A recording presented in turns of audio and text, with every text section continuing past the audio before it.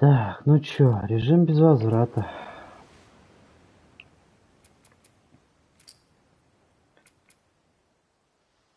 О, реальность часть вторая, офигеть.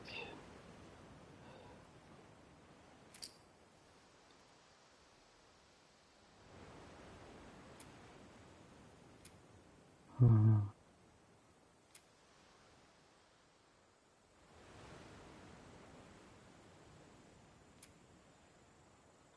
Это же я вроде смотрел, нет?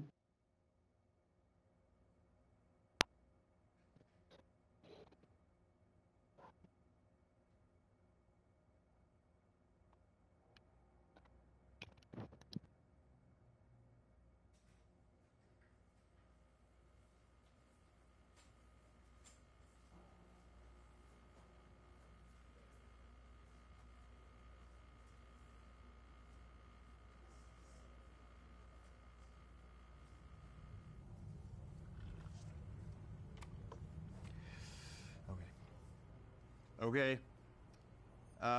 Thank you all for what is about to be a very long presentation. So Anthony and I ran some numbers, and to our best guess, The Last of Us Part 2 is 10 to 30% longer than Last of Us Part 1.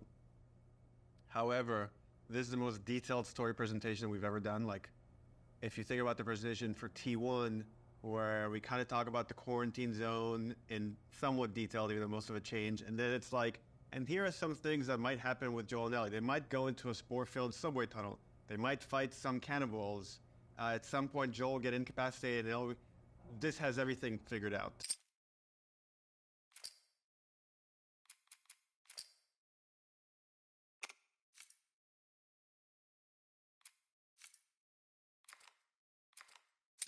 Even though it might change, every character is accounted for, every cinematic is accounted for in this presentation, which means it's going to feel twice as long as the first game.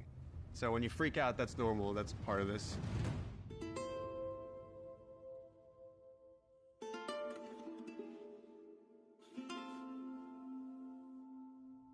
Oh, this is about an hour and a half to 2 hours, so hopefully you got your pee break. Okay. So we open on 15-year-old Ellie. This is a few weeks after the events of the first game.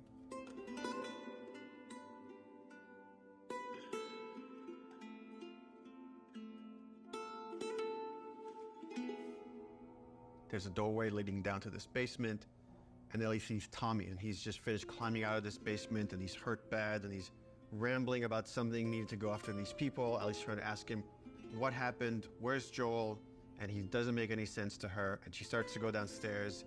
Tommy grabs her hand and tries to stop her, but he's too weak. She rips her arm away, and she heads down. And with each step, her heart races faster and faster as she sees this trail of blood.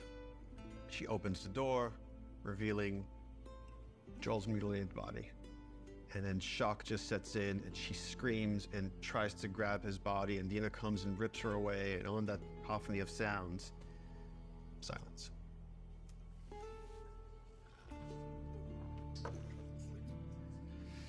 Oh, we're just getting started.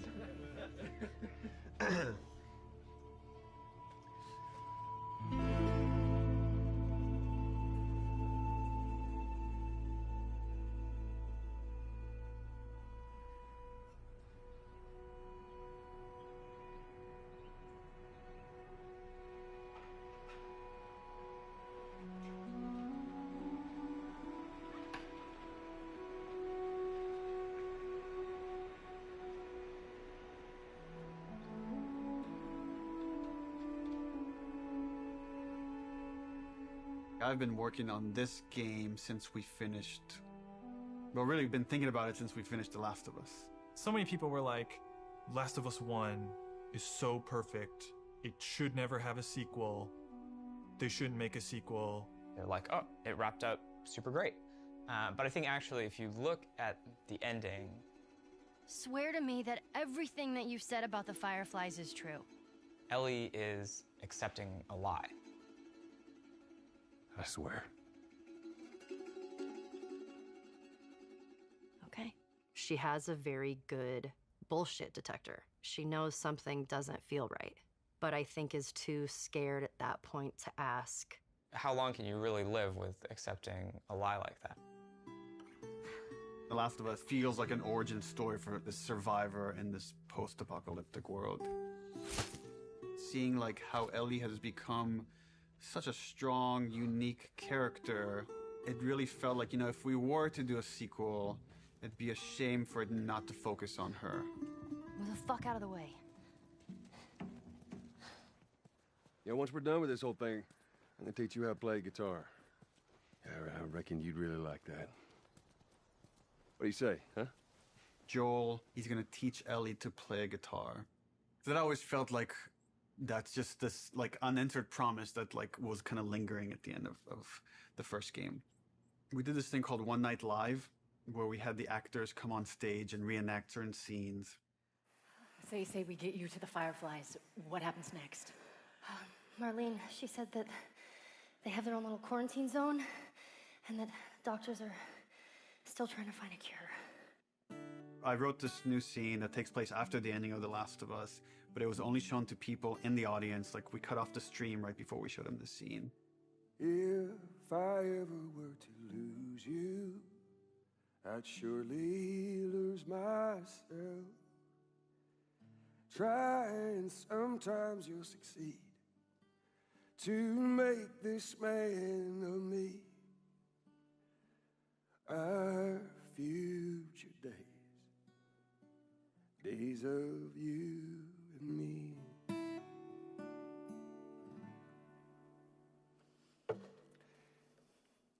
She's yours.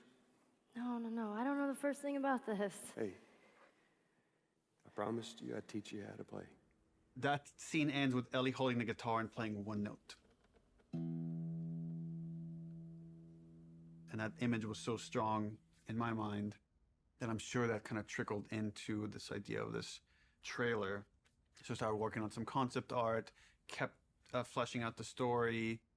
And as it felt like it was kind of gaining momentum, Uncharted 4 needed all hands on deck. Naughty Dog had always made one game, and as soon as it finishes one game, it works on another. When I started on Uncharted 3, we were starting to experiment then with trying to do 2 teams. After we finished Uncharted 3, I jumped onto Uncharted 4. At some point in time, Uncharted 4 was coming down to the wire, and it's just, we had to shift resources, and pretty much everyone just ended up on Uncharted, trying to finish it up. So I said, okay, before I come on like in full force on Uncharted 4, I just want to capture this trailer. I walk through the valley of the shadow of death, and I fear no evil, 'cause I'm blind to it all. Said I walk beside the still waters, and they restore my soul, but I can't walk on the path of the right, 'cause I'm wrong. During the entire production of Uncharted 4, that's all I could think about. I had a lot of investment in Uncharted 4, but the day we were done with Uncharted 4, went right back to that trailer to wrap it up. Anything for this shot that's still happening? Not in animation. Of the shadow of death. This one feels kind of strong to me. Drawing a lot of attention. Can we tone that down? Yep. Actually, my biggest fear with this announcement is that it leaks early. More than anything, I have nightmares about this trailer leaking early before we get to PSX.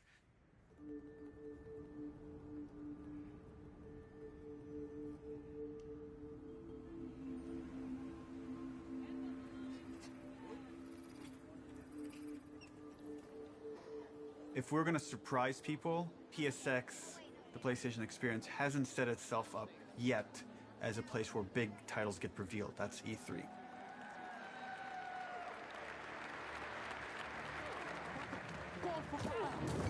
No!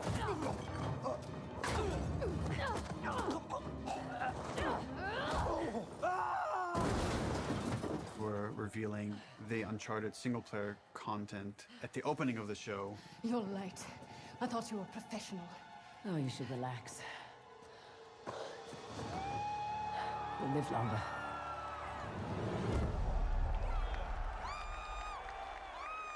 No one's going to expect a second Naughty Dog title to be revealed in the same press conference.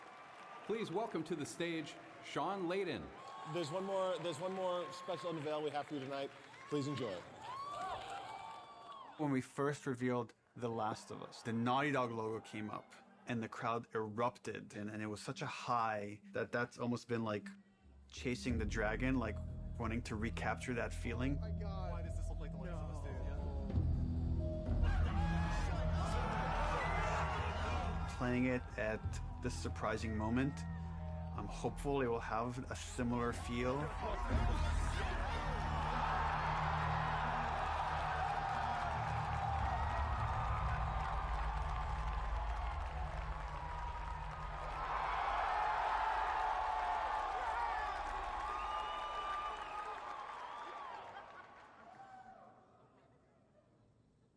What are you doing, kiddo?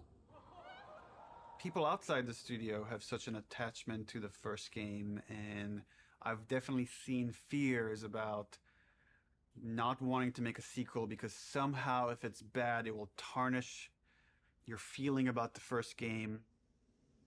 I'm gonna find. And I'm gonna kill. Every last one of them. We're doubling down on those fears and not calling it The Last of Us, some subtitle. It's The Last of Us Part 2 to say it's all one story.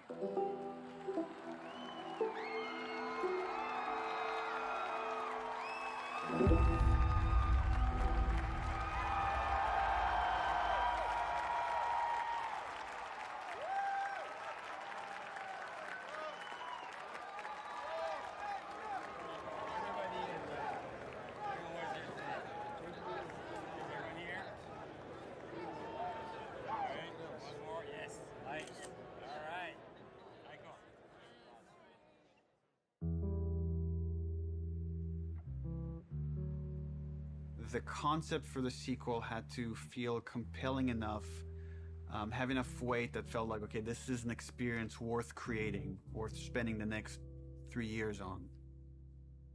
I became really intrigued with the idea of the cycle of violence and how like certain events would trigger acts of violence that then would beget more acts of violence.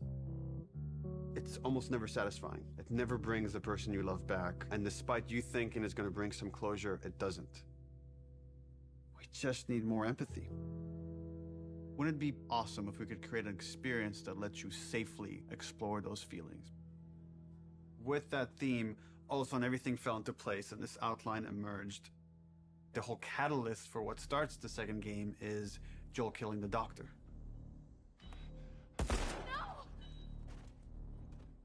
That feeds right back in that idea of that cycle of violence. Now it sets up this whole kind of sequence of events. We're going to start the game where you're playing a new character. That sequence ends with this character killing Joel. And we really have to paint her as this monster. Then when you play the next chunk of the game and you're Ellie and you're going to pursue justice, quote unquote, and you're going to go kill this entire crew, we're going to go back in time and show you that same sequence of events, this character that you saw as a monster, to now get you to see things from her perspective. And how this crew is a bunch of people trying to survive in this world. And they had their reasons for pursuing and finding Joel and killing him. And the story was becoming very epic and ambitious. And I had a few parts that I was kind of stuck on. And I felt like to kind of shake things up, I wanted to bring in another writer. I thought it was a very thoughtful story about violence and obsession. He had Abby, sort of like this girl who was the daughter of the doctor. and that Ellie would go on this vengeance quest. And when he was like, and then Ellie actually kills Abby, I was like, what? You're gonna... Yeah, let's fucking do it. Not only is she contributing in a lot of ways, I feel like she's challenging what this story can be. She's wanted to add more romantic intimacy between the characters. Those are areas that I've been, I don't know, more uncomfortable writing that stuff. After the first day, she was telling me that she went home and told her husband that I think I just got Ellie's girlfriend pregnant, because that was her big idea the first day, and that had this trickle-on effect and actually added a lot to the story. Ellie is this very relatable character. I thought she was a perfect vehicle to challenge this notion that violence doesn't have a cost, because it does have a cost in reality.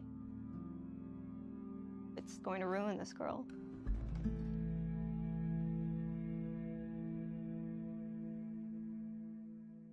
You know, people love Joel and Ellie, and we are about to kill one and make the other one a villain. I was very nervous telling Troy we're going to kill off Joel. In the first game, he was advocating that Joel should die. When I read the ending to part 1, I was like, you're going to piss a lot of people off. Let me go. Marlene is the closest thing to a parent that Ellie has had outside of Joel. You just come after her. A lot of people got hurt, and Marlene would be one of those people. Joel has crossed these moral lines, and therefore he deserves to die, and he thought it might be a more dramatic ending. And I was like, no, you're crazy. Like, but then in the second game, that's why I was like, oh, he would take it pretty easily. He goes, so Joel dies, and he's like, and so this happens, and then and I literally had to stop. I was like, can you give me just a second? Because it literally was as if someone was telling me about how my friend had just died. I think he kind of took it hard. It was like the character meant so much to him.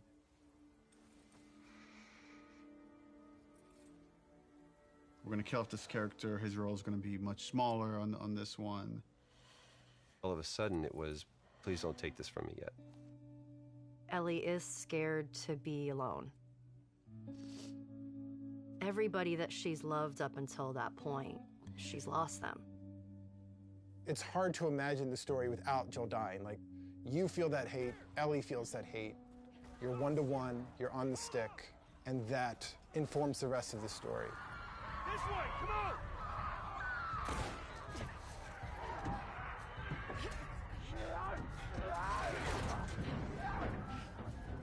You okay? Yeah. We get you through interactivity to really connect and empathize with this character. Y'all act like you heard of us or something. And then make you feel like I've led Joel to a trap.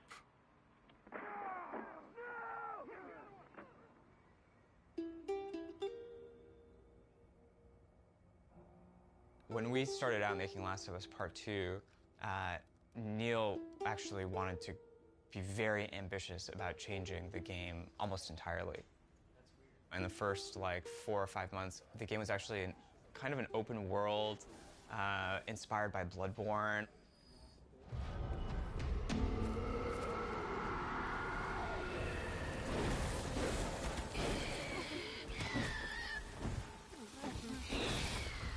And it was purely melee focused, it was all hand-to-hand combat.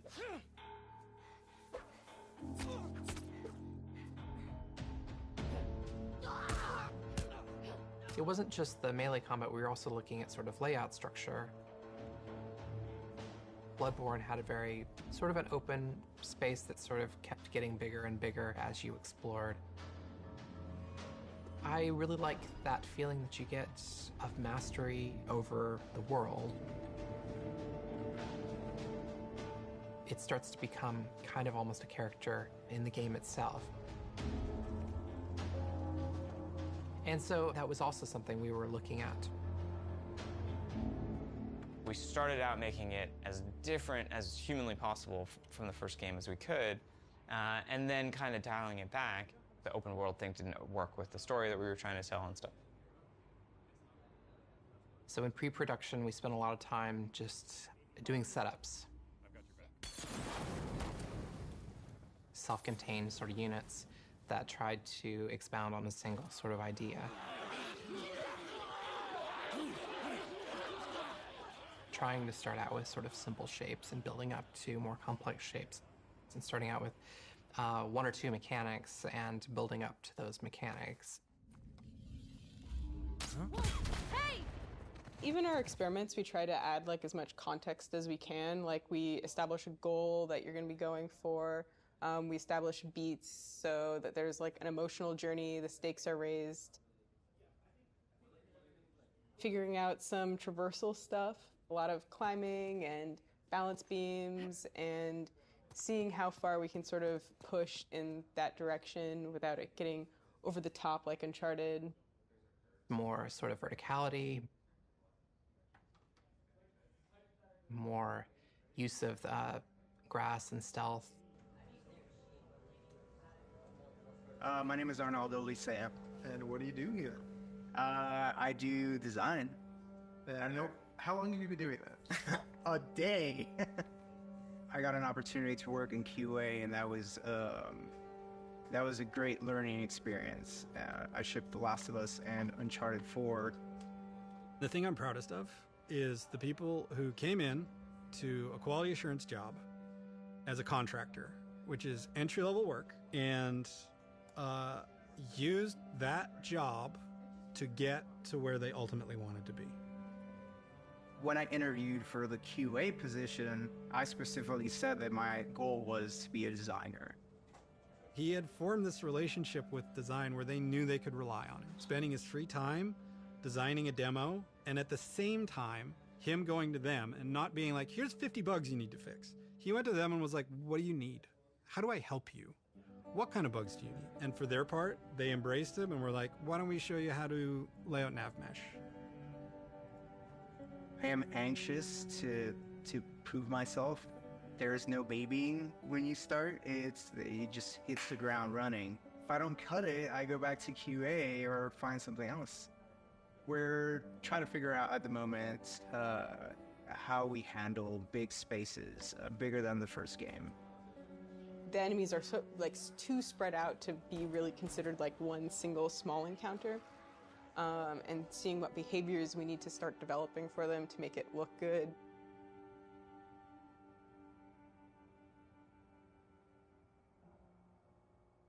The opening of Seattle, that whole section was pretty slow and quite linear in the level design. Let's assume that there's guys in this building, someone's starting to shoot at me from the second floor. So, okay, if I'm on the horse and I'm getting shot at, I can't take cover with the horse, so probably first thing I'm going to do is jump off. And that's slow and clumsy, and maybe we can make that faster. It's like, but once I jump off, I'm going to want to take cover behind something. It's like, okay, I'm taking cover. Now what the fuck do I do with this horse? I assume the enemies are going to shoot at it. If they don't, that's kind of weird. Does Dina ride off with the horse to help it stay safe? Well, that sucks because I'm trying to build a relationship with Dina, and if my partner leaves me, that makes me like her less. I'm like, okay, so Dina has to get off the horse and take cover with me and help me engage with the enemies. Okay, but the horse is still there, so what happens with this horse? Does it ride off on its own in order to like protect itself and then come back after? Oh, that feels too intelligent for a horse. That seems a little funny. As soon as there's range combat, the horse kind of makes it fall apart. What if we did this whole sequence on foot? How do I approach this building? Imagine this is more dense with cars and ferns and interesting ways for me to close this distance. Maybe when I get close enough, 2 militia guys come out. I have this little firefight with this front before I could rush forward and go into this building, climb up, and take out the sharpshooter that was harassing me. Really simple, small fight. Now there's tension. Guys can come from anywhere, like from this rooftop, from these windows. And that really inspired us to take some pretty drastic changes as far as the flow, inserting more combat, opening up the layout to give the player more options as far as how they explore the city. You can imagine this as being kind of the hub with it poking into streets, and I could go into the streets and explore and find those locations, what we're kind of calling dungeons, So that's the plan. Some of these changes are big, but it got us excited. This feels like a true evolution of T1 as far as going more systemic and giving you options. If there's concern, it's about scale, it's about scope, it's about can we actually build this thing? The scope is always bigger than the last game. It always has been. It always will be, probably. But this scope on this game is something pretty extraordinary. Everyone seems to agree that the thing we're building is going to be cool. Once it's done, it's just that it's such a big game. Our games have become more and more ambitious, and the studio has gotten a lot bigger. When I started here, we were 40 people. Now we're over 300. You can't handle that many people with a flat hierarchy. As we grew, we've had to introduce new titles just to control management, control communication, make sure things don't fall through the cracks. We have no producers at Naughty Dog. There's so many talented people here that you can rely on and lean on. It makes the game better. And that's really kind of the secret sauce of Naughty Dog, is how collaborative it is. You find the right people who really want to do the best they can possibly do, and then you kind of give them the resources to try. You're getting what you asked for as a creative person, right? You're kind of getting the freedom to go as far as you can go, but sometimes I think we need to be saved from ourselves a little bit. With The Last of Us 2, there's a real sense of opportunity. This is going to be a much cleaner production than we've done in the past. We're going to get it right this time. This is the first project that has had the proper pre-production period, where we have locked down, for the most part, the story beginning, middle, and end before we started production. That hasn't happened. I don't know if that has ever happened, now that I think about it. It's a very, very messy process, which is, again, why it's a lot of times really difficult to schedule. I think right now we are planning on springtime of 2018. So when springtime of 2018 comes around, The Last of Us 2 isn't in stores, you can look back at this and say, well, I guess their plan wasn't exactly set in stone.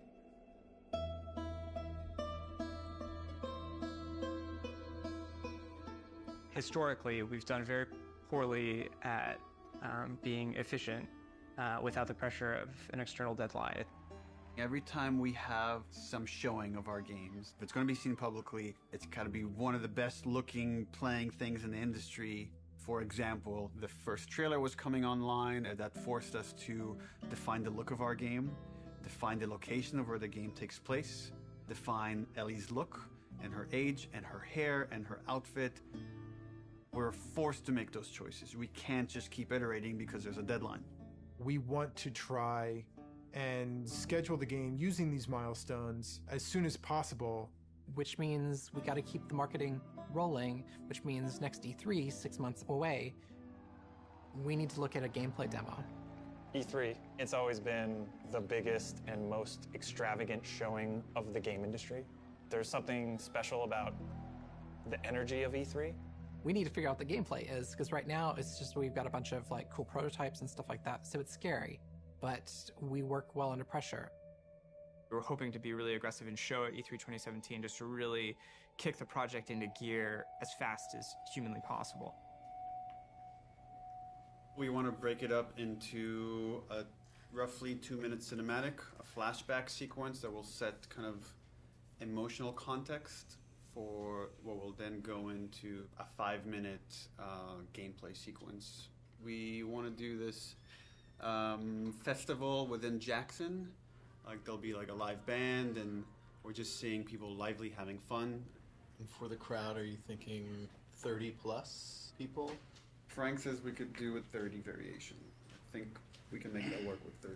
Yeah. Dina pulls Ellie onto the dance floor. Ellie's dancing with her, is making all these guys jealous, and then Dina says, "You want to make them really jealous?"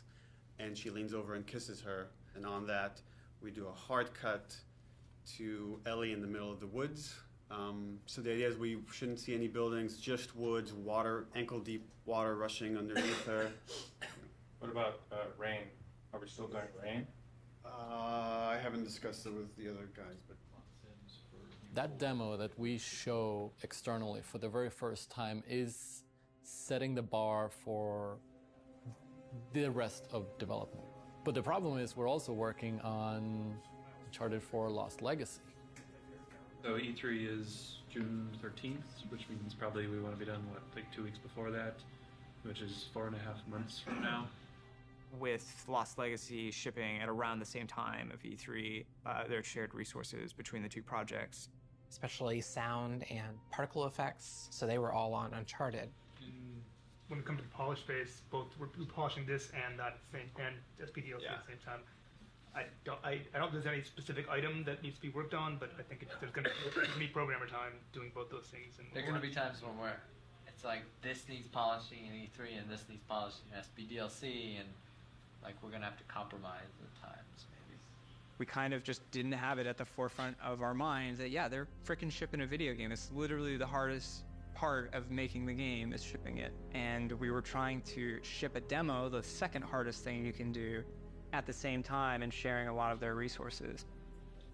So one thing would be helpful is to find out what are the items that you feel like you're most worried about. Like, let's say rain. We could do this thing without rain. So if that helps you a ton, we can make the decision now to remove rain.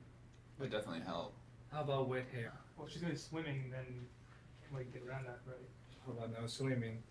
Puts on a cap. If her hair. I got like a really clear energy of the meeting, which was how do we shrink it? It was such an impossible task. You can't help but start feeling some doubt, some anxiety about the leadership, not understanding the logic of it. I think like anybody else here, I was definitely ready to roll up my sleeves and figure it out. Alright guys, we're going to try to keep this pretty short. I guess. So after yesterday's meeting, there were a lot of side conversations, and there was sort of a sentiment about how much work there was to get not only this demo done to ship the Lost Legacy, and it matched up with feelings that we were having. So we started discussing the responsibility of actually attempting this, and started to feel that it was a little bit irresponsible. That if we were to try to meet both these deadlines, we could probably do it, but we would end up doing a lesser job on both projects, both deadlines, than we would if we were doing them individually. And feels like they're both important enough to give them the due attention.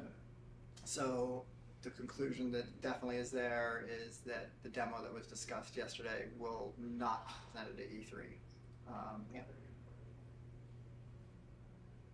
Does it mean that our main point should be just focusing on more shipping before? The Lost Legacy? Yeah. Yeah, definitely. But I mean, we should still try to. We don't, like I said, just want to just completely halt work on this, and all hands on deck on Lost Legacy. The idea is still to finish the demo, just to give us a buffer, so that these two deadlines aren't overlapping. Okay. It's just now we have more time to work on this demo properly without the pressure. Once that meeting happened, it was just like, right, of course. I'm not in the Twilight Zone. It makes sense not to do this. It felt really nice seeing the leadership kind of having the team's back and seeing the logic of the situation in front of them. That's it. Cool. Thanks. Okay, so are you pissed off? Am I pissed off? No. What am I? I guess in one sense it's relieved, because there was concern of whether we could hit the quality that we know we need to hit for both Lost Legacies and for what was going to be our E3 demo. And then on the other hand, it's kind of disappointed, because I was excited to get this demo done and get it out there and get the reaction, but now it's going to have to happen at some other point. What we've decided to do is deliver the demo at around the same time, but that's going to be purely internal, and the demo won't be 100% shippable. Gameplay and design and animation are going to be locked in June. Then we back off, we finish Lost Legacy, and then resources free up to finish the particle effects, the lighting, and the sound. And then we ship just the glossiest, best-looking demo you've ever seen. We burn that to a disc at the beginning of January, and then we don't touch it again, and nobody sees it until E3. It's going to be really interesting to see if we can really, really commit to being done, 5 months, 6 months in advance of E3 and not be tempted to say like, it could be a little better, let's go back. And we really just need to have the discipline not to do that. But that then left us as like, okay, what's our next marketing beat? What are we going to show next from this game? So now we have a new plan where we're going to release a cinematic around PSX time. I think we're going to do it at the Paris Game Show. This seemed like a pretty intriguing scene to introduce Abby. That whole scene is going to be our next marketing beat. And then we're not going to say much about it, about how this fits into the game, where it fits into the game.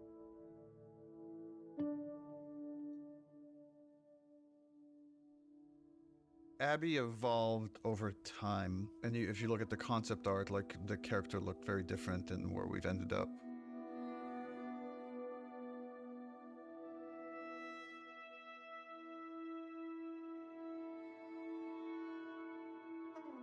And I don't remember at what point we decided to go with someone like really kind of muscular and broad, but I remember once the idea came up, it felt very fresh. Once we sort of nailed down the body of Abby, we played around with different ideas of how we wanted to accentuate her arms or not. And there's something interesting in Abby feeling a lot like Joel.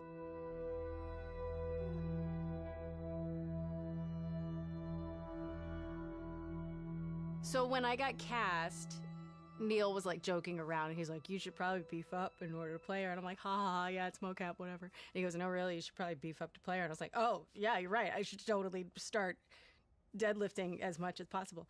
So I did, and I was training like crazy, and then I got pregnant. What are you gonna do? We need to separate her from Ellie. It shouldn't feel like I'm playing a reskinned Ellie, that Abby should, in many ways, look, behave, fight differently.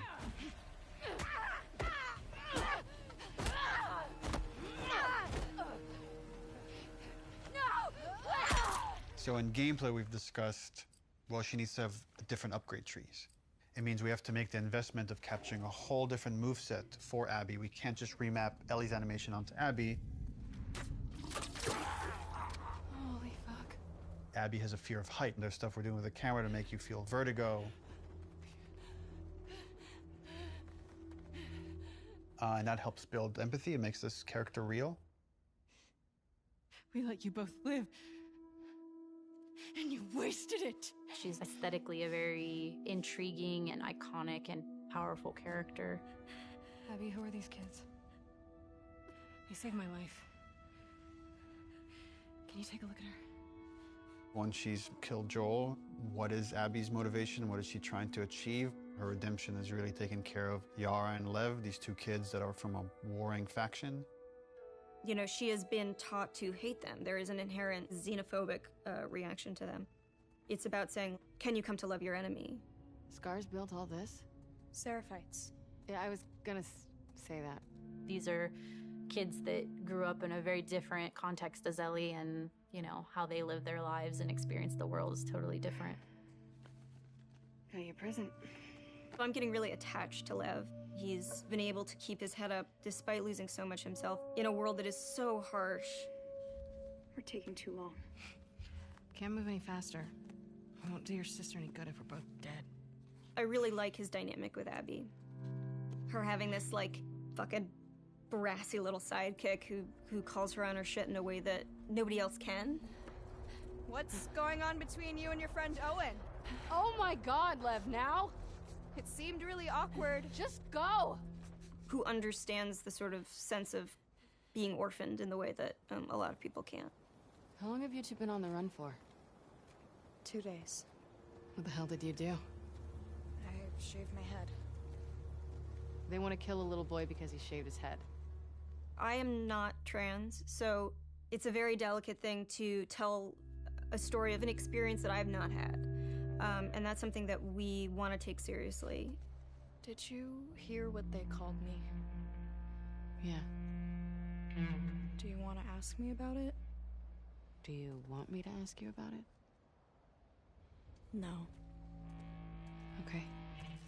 It's really about trying to create a multifaceted character who is trans, and that is absolutely an important part of who he is, but also a part of who he is, not the whole of who he is.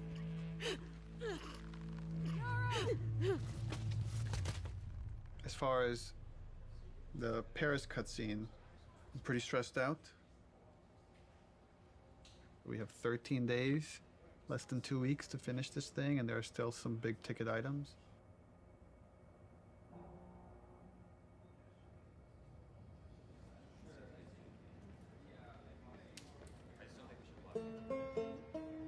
Lost Legacy turned out to be a much bigger project than we originally envisioned, but now that it's done, everyone is now on board. We've got the Greenlight demo done. She's putting on quite the show. It's very real. We're in full production now, so I guess that's the short of it, is we're in full production now.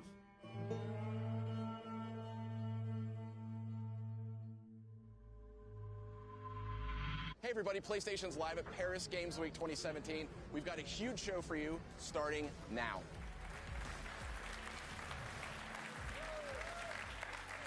Wow, what a great way to open Paris Games Week.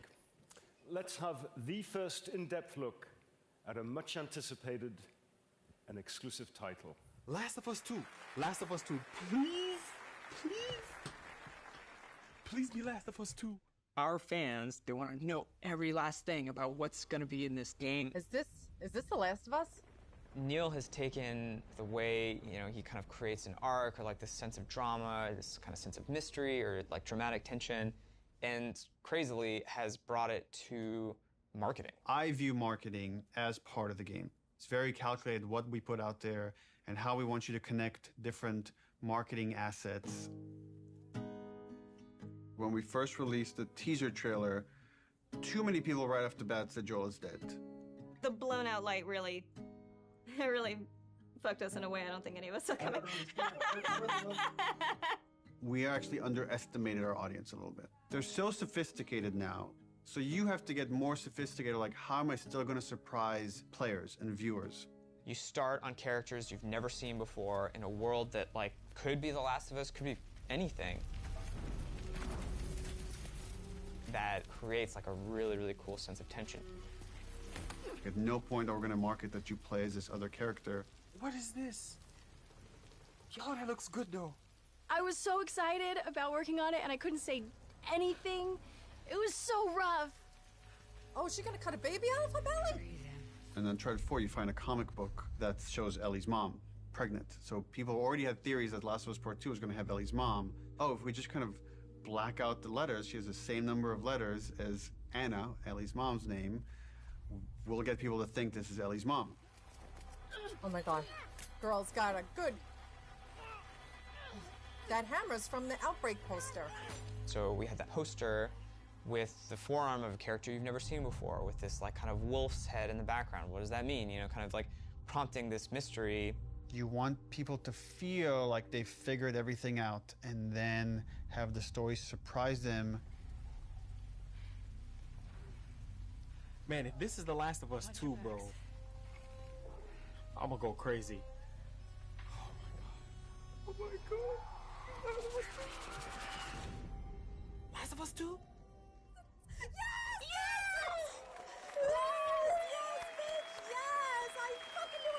Everything that we put out there is shaping expectation. And then the final game, hopefully, if we do our job right, should subvert those expectations in an interesting way.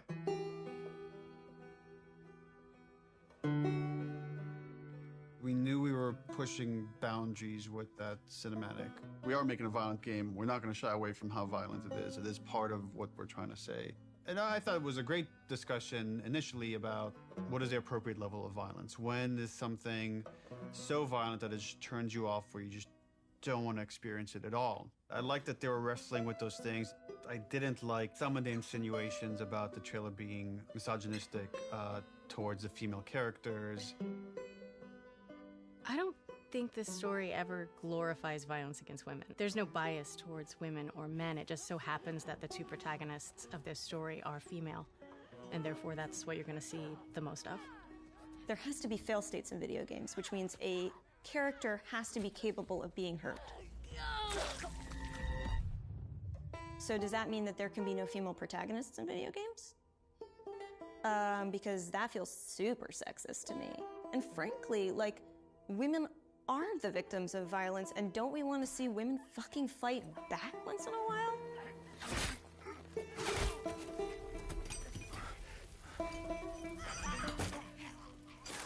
That character, her hand getting hurt, it has consequences for hours of gameplay to come. One article even like asked the question, were any women involved in the making of this? And it's like, yeah, the co-writer, the lead character designer, the lead character artist, all the actresses that worked on that scene.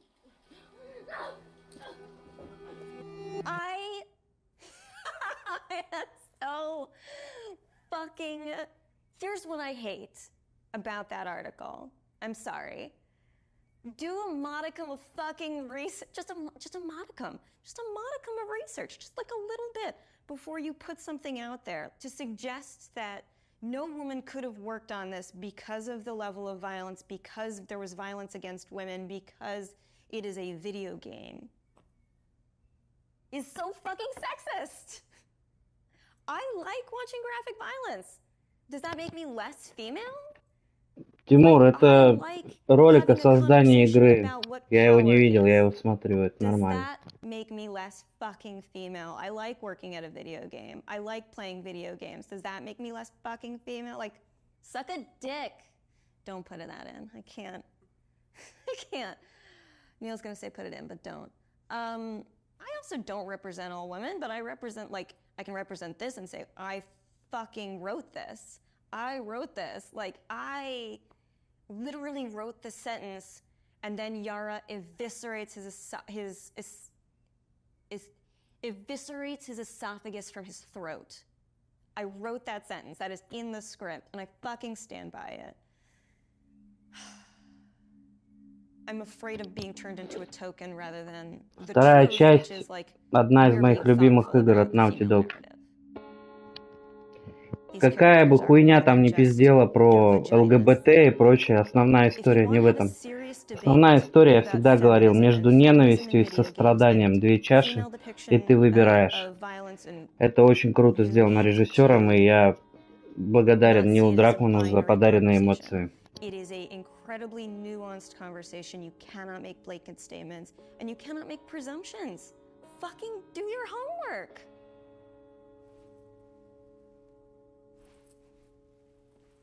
I'm right here.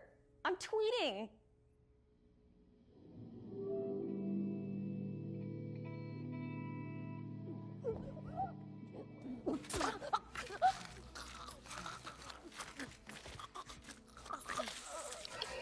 Спасибо, бро. The tone of the violence in the game has always been important to portray as realistically as possible.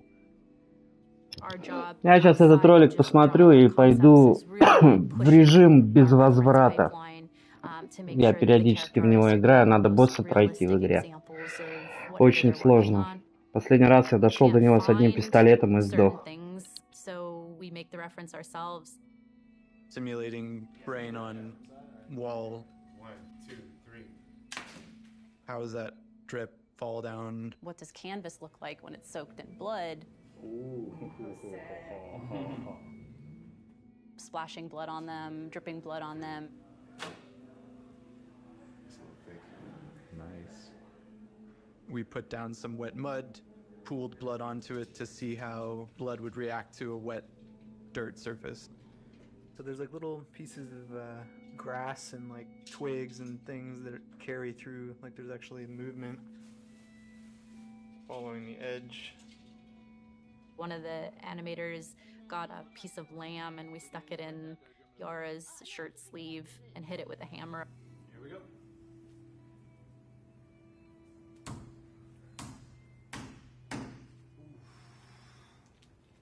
Yeah, we have a break. She's gonna need to hold this as straight, because if she does this, it's gonna, you know, just the weight of it's gonna want to make it fold. So I'm trying to keep it as straight as possible. This past week's shoot was specific for the infected eating people's jugulars, and there was a concept that was done with like blood running down the mouth, but it's like, would that happen? Like, let's find out. I got on the ground and pretended to eat away at like a bloody soaked rag that we made.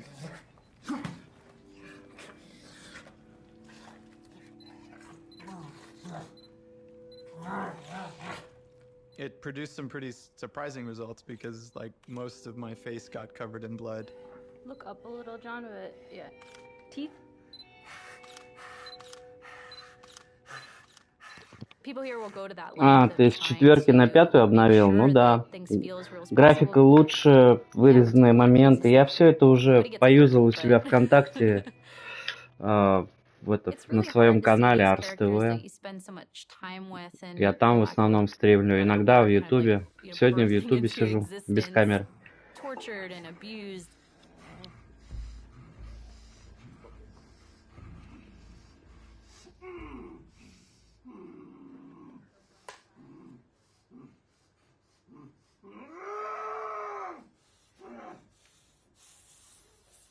We're shooting the Joel death scene, which is like the catalyst, the opening of the game. This scene has all of Abby's crew. It's a complicated scene because it's the most actors we've ever had in a single shot. Y'all act like you're hurting us or something. It's because they have. Or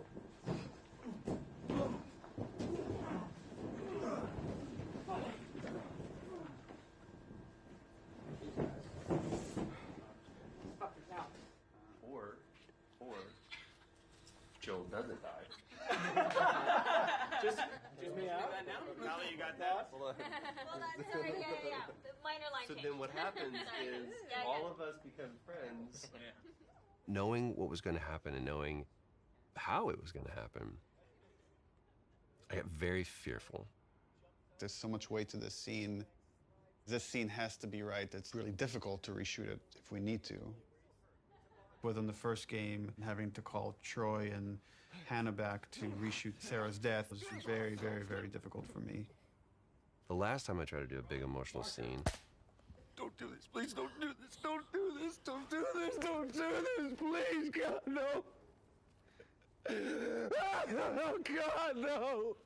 that didn't go too well, and we had to reshoot it. Don't do this to me, baby. Don't do this to me, baby. Come on.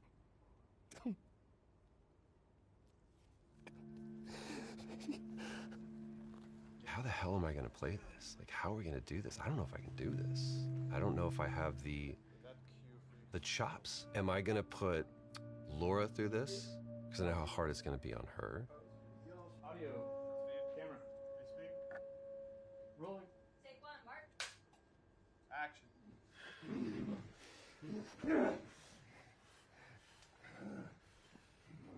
Joel Miller.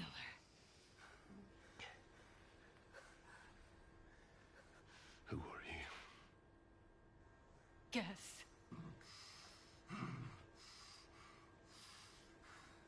Why don't you just get out whatever speech you rehearsed? Get this over with.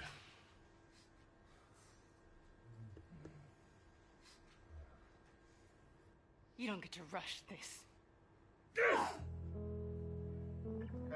At the end, I really loved what he brought to it.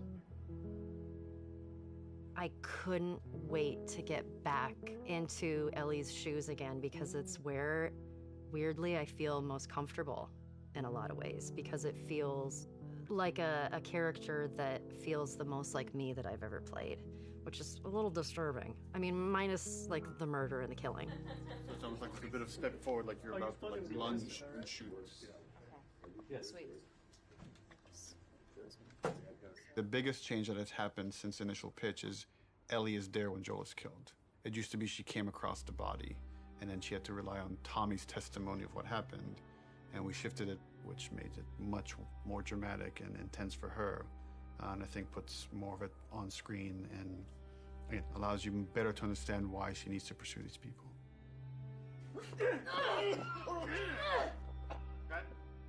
The hardest part for me was looking over at Ashley. No! No! Knowing that Troy was gonna not be a part of it as much was really hard.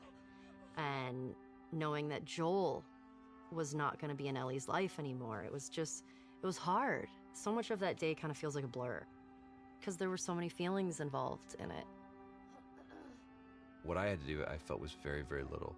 There's one reaction, and beyond that, we're on Ashley. There was no acting. There was pure, raw emotion. I'm staring in the face of that. Joel!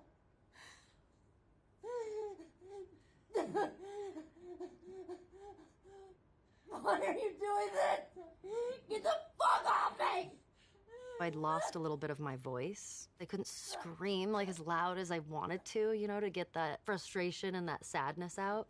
Ashley was behind, crying, and God. And knowing Abby was taking this away from her was very difficult. And so I was crying when we were filming that scene.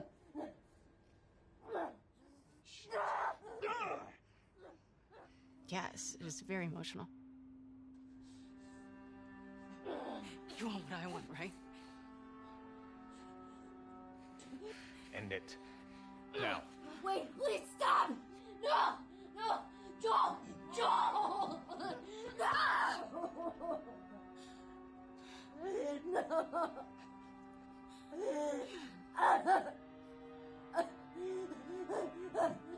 We want him to die in this really unforgiving sort of way. Like, it needs to feel senseless for you to say, fuck these people, I'm gonna pursue them to the ends of the earth and make them pay.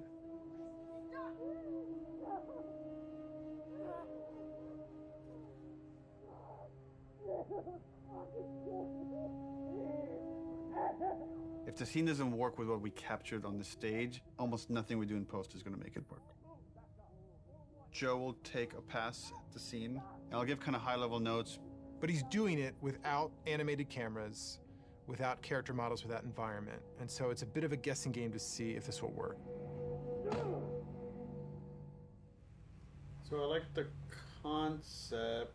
I felt like there was a lot of repetition and it felt long. Once like Joel's head gets smashed, I don't want a close-up look of him. Okay. You know, what if we could do like the smash from the back of his head? Yeah, I'd want So it. you just like it'd be like a black shape, and you see like a silhouette change, and like blood starts pouring out, but I don't focus on it. Like I don't see the details. Mm-hmm. When the club comes down and it's just like she's screaming, I feel like we could just take all their audio out and like music could take over. And again, we're trying to build more rage than sadness. That's going to really set up our journey. Okay.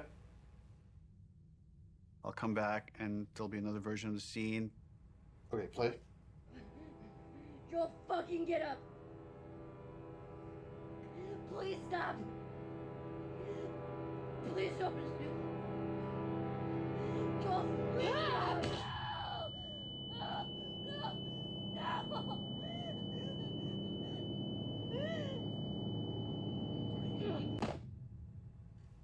Overall, it's fucking awesome. Like I got emotional just the part where before he gets killed. It feels so fucking tense. There certainly is still a ton to do. We still have like 45 scenes that haven't even been looked at yet. It's terrifying given our deadline. The process right now is just getting Neil. We just need to get Neil into the room. Which one are we showing first? We've got essentially 3 versions. The one that I did, and this would work with what we're talking about doing with the scene, and then... Close one. I would probably say There are people standing this, here yours, sometimes. Mel, or I got bad news. Mel, yours, this. He's canceling? He's canceled. But we had the cameras set. He's supposed to come in. He's the Actually, it's good we're getting this on camera. This is what it's not about. This is what it's about. Yeah, he has some melee stuff to review today. He said let's pick him up tomorrow. So yeah, that's what happens. And so it's like, okay, all right, that's fine. I don't care. I don't care. Yeah.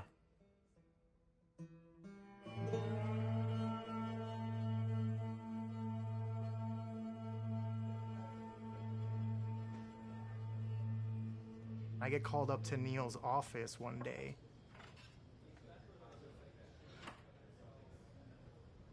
And there's like an empty seat. And Neil just goes like, oh, just sit down. I'm like, oh my God, I did something wrong. And he's like, do you know why you're here? And I'm like, no, are we gonna talk about one of my levels? And he laughs and he goes like, no, you're gonna work on the E3 demo. It's always been a dream of mine, working on an E3 demo, seeing it on stage. Is this a joke? Like, am I getting pranked right now? So speaking of E3 demos, remember way back when, like you guys said you were going to block that content and then not touch it? How's that gone? Well, and then we shipped just the glossiest, best-looking demo you've ever seen. We burned that to a disc at the beginning of January, and then we don't touch it again, and nobody sees it until E3. Well, I think we knew at the time that we weren't going to not touch it. It's going to be really interesting to see if we can really, really commit to being done and not be tempted to say like, it could be a little better, let's go back. Because the game's been making progress for, the 10 months or something since we locked that demo down. A lot of advances have been made, a lot of new ideas, new mechanics, and we really just need to have the discipline not to do that. Honestly, it feels like we are addicted to being late. Okay, we're starting. I don't know exactly what we're going to do today other than come up with a really long list. We're trying to limit it to an hour, so we'll be done at 4 no matter where we're at. Looking at the cinematics first. Because we did it so early and had a rough version of it a year in advance, we got a bit complacent.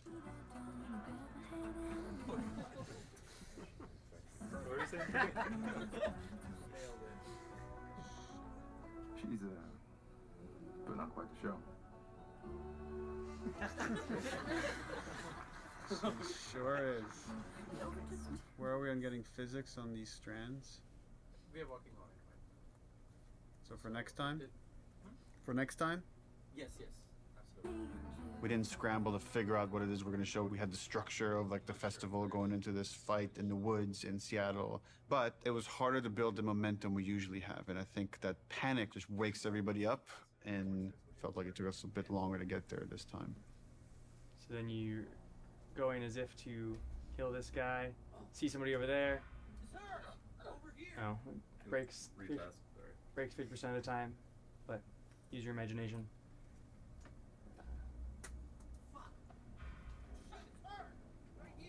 Yeah, going a bit slower, give him some time. Okay. The animation is breaking the melee system. Okay. So like when he starts, yeah. So I'm confident in the demo if we finish it. I'll be frank, it's not looking great. All right, this is totally broken. For next week, let's make sure it's all there so we could actually review it. Yep. Okay, thanks, everyone. I feel like this demo is cursed.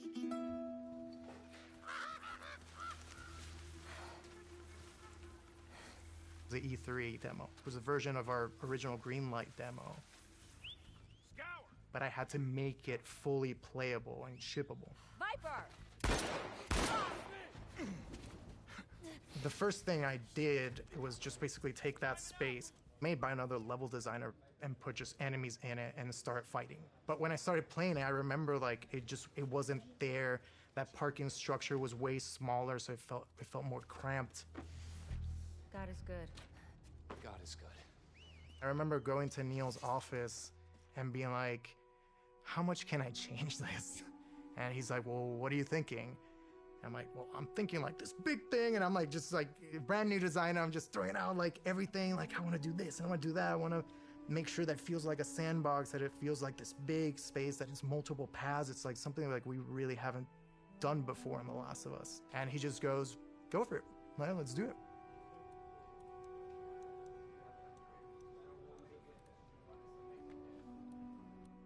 We picked a location in Seattle that essentially is probably the hardest lighting scenario we would have to pull off in the game. I wanted to get the overcast look nailed because so much of the game's dependent on that. How do we pull off this look? Can we pull off this look? Everything felt a little muted, and we were losing kind of that next-gen quality of our engine. Like for a second, we actually turned the sun on in the demo. but we lost the mood of that overcast kind of blue look. That moment was really rough for me. Just felt like years of my life that potentially would have just been like wasted on this pipe dream of a look. Well, we were struggling, like last summer, it was like a fine balancing act. Is this whole thing just gonna crumble? Like, is the whole direction like now gonna have to change for the game, not just this demo? Have I steered this company wrong?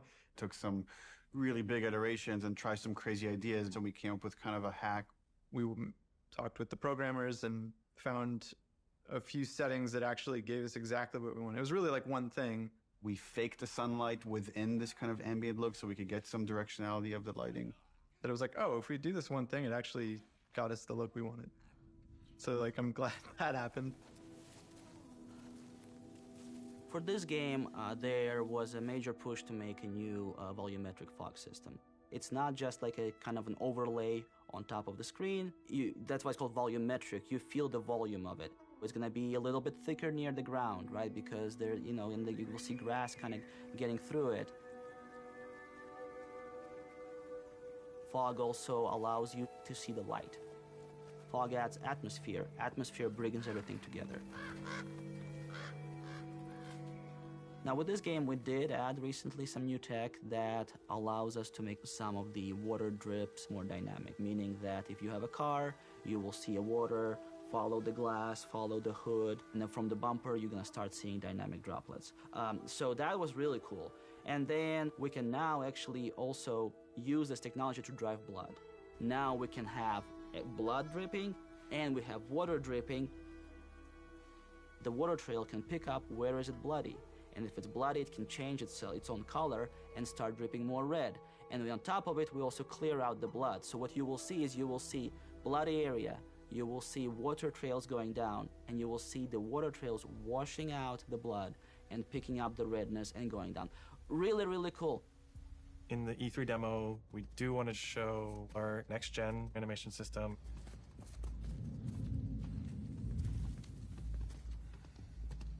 One of the biggest animation upgrades that we wanted to add to this project was motion matching.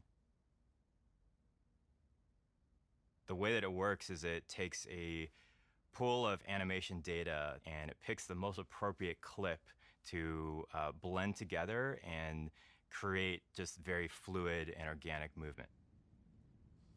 We want these characters to just feel grounded and believable in the world, properly shifting their weight and moving the way a real human would.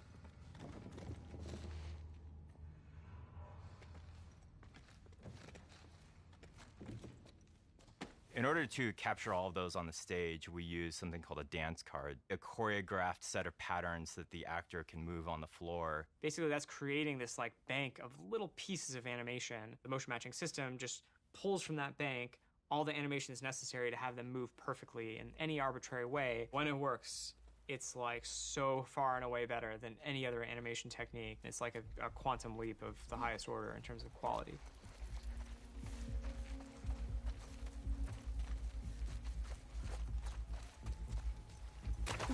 Any one mechanic is not maybe anything you haven't seen before. It's the combination of how it all comes together, the way it works with the animation system. The new stuff we're talking about is like, oh, you can be in grass. She went into the grass.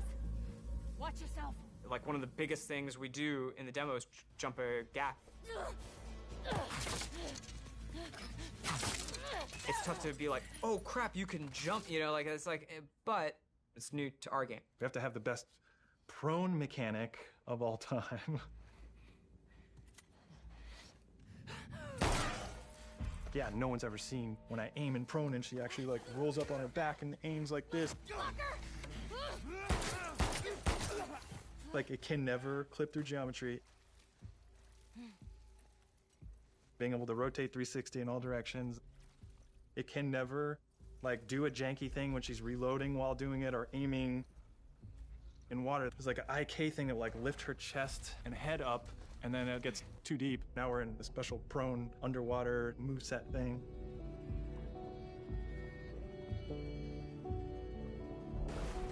Her chest and arms and everything are kind of matching ground plane.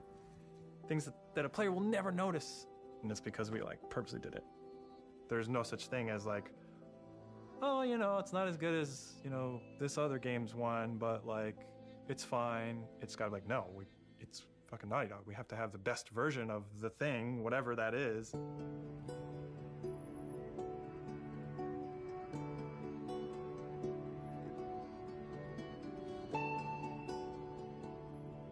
E3 overall was amazing. The press conference was in a very different venue. They usually have them in like these big auditoriums. And this was kind of like almost like a pop-up.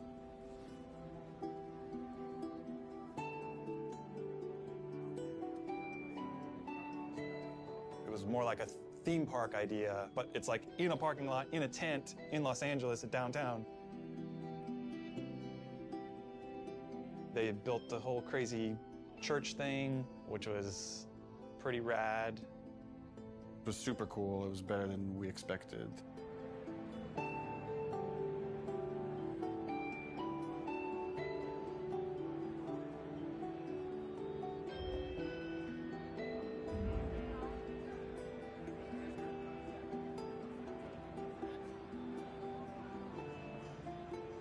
And you could feel like the tension of people trying to figure out, what is this press conference? What's going on? What game are they going to show here?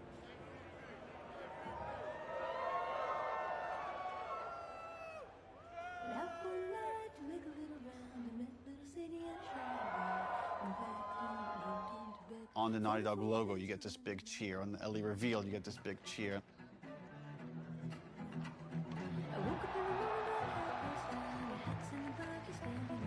Every moment that we've constructed and planned like meticulously for really a year now hit, and hit the way we wanted it to hit.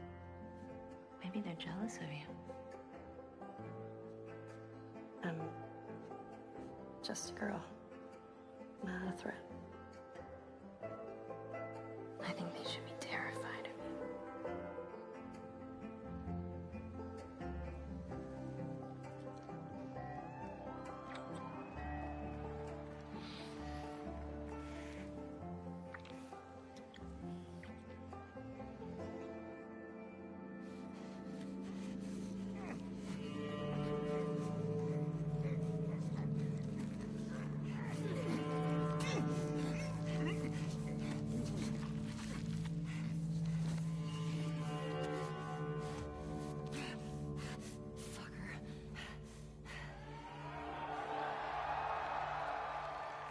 One of the biggest reactions was when the HUD came on.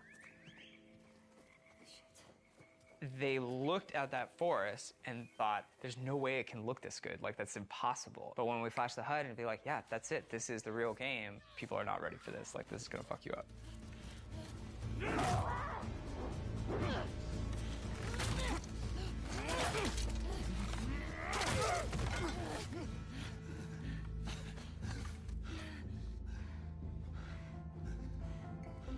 See, I told you. He should be terrified.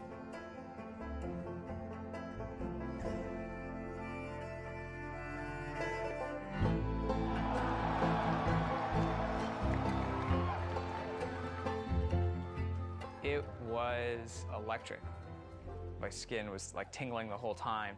Like as soon as it's done playing, I'm like on my phone. And it was wild. It was wild to see it just everywhere. See it on YouTube, see people commenting on it.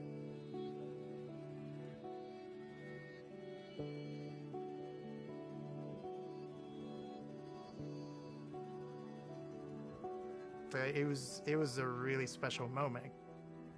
I shipped something, like as a level designer. There was such a reaction to the animation fidelity. Holy crap, this is the best looking animation I've ever seen. Are you kidding me? We're on the forums, going through the messages, seeing how much people think it's amazing. Someone's like, sort of cynically, that our stuff was fake. I guess it's kind of a compliment to the animation team for like someone to say it's fake when they're working so hard. And right away I responded, I was like, don't respond, don't do anything, like it's just not professional. I was also a little anxious about it because it's a little fake, you know? Fake is an interesting word. There's an argument that he's right. It's not the final polished game. You can't just play this demo in any way. You have to play it in this very specific way. But before we even show the demo, it's like, let's not put anything in there we feel like we can't do. There was no thing of like, we don't know how we're gonna do that. It was just, we literally just don't have it systemic yet. You know, like systemically, a guy pulling you out from underneath a car, we didn't have that hooked up yet.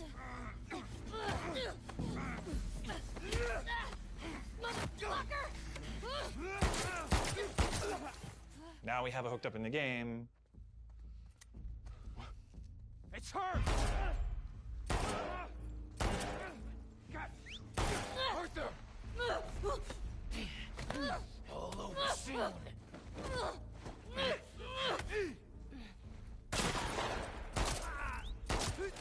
Ultimately, as we're building the rest of the game, if anything feels like it's not the right call for the game, we don't mind changing it. Like we had certain things in the demo for the first Last of Us where like Joel picks up a pistol and takes out individual bullets from it and then pockets it.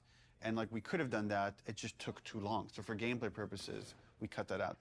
I was talking to other animators and they were like, yeah, man, they think it's fake. They have no idea. Like, it's awesome. The same animators who made this demo are going to make the final game, so like, I don't know what you're talking about. They were confident, which I'm glad. We knew what we were doing and we knew how special it was. It was a little bit of a microphone drop to the industry, and for many it was inspirational, and they were excited to be able to add some of those details to their games and their future games, and for some of them it absolutely freaked them out to see this might be the new bar that's expected for other games to follow. Part of me is like, oh shit, like, they're fucking calling us out. It's like, we have to deliver this. Like, we always were gonna, but now it's like, people have called us out, so we have to do a full body throw animation when you pick up a bottle and you're running, and not just a partial animation, because that guy fucking called us out.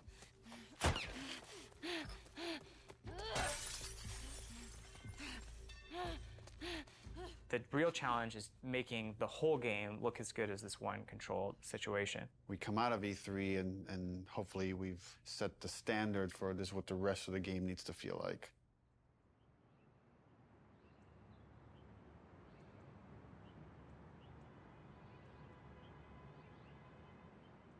When you already know exactly what you're supposed to do in the game, you've memorized everything, it's hard to have a true experience with it.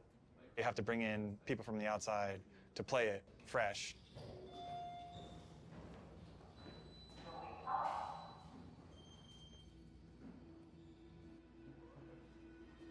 And so we try to start playtesting as early as possible. We've got testers in bright and early. They're going to start playing the game. They're actually just right across the hall over here.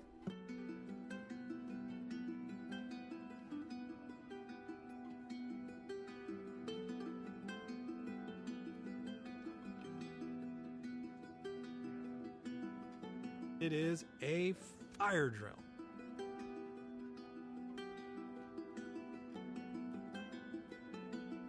Because things have to work.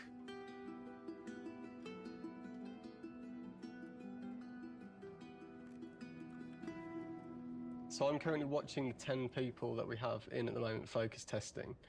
We've got all of their screens up, so I can kind of watch all of them at the same time, generally keep track of any kind of recurring patterns or how long people generally take in certain areas.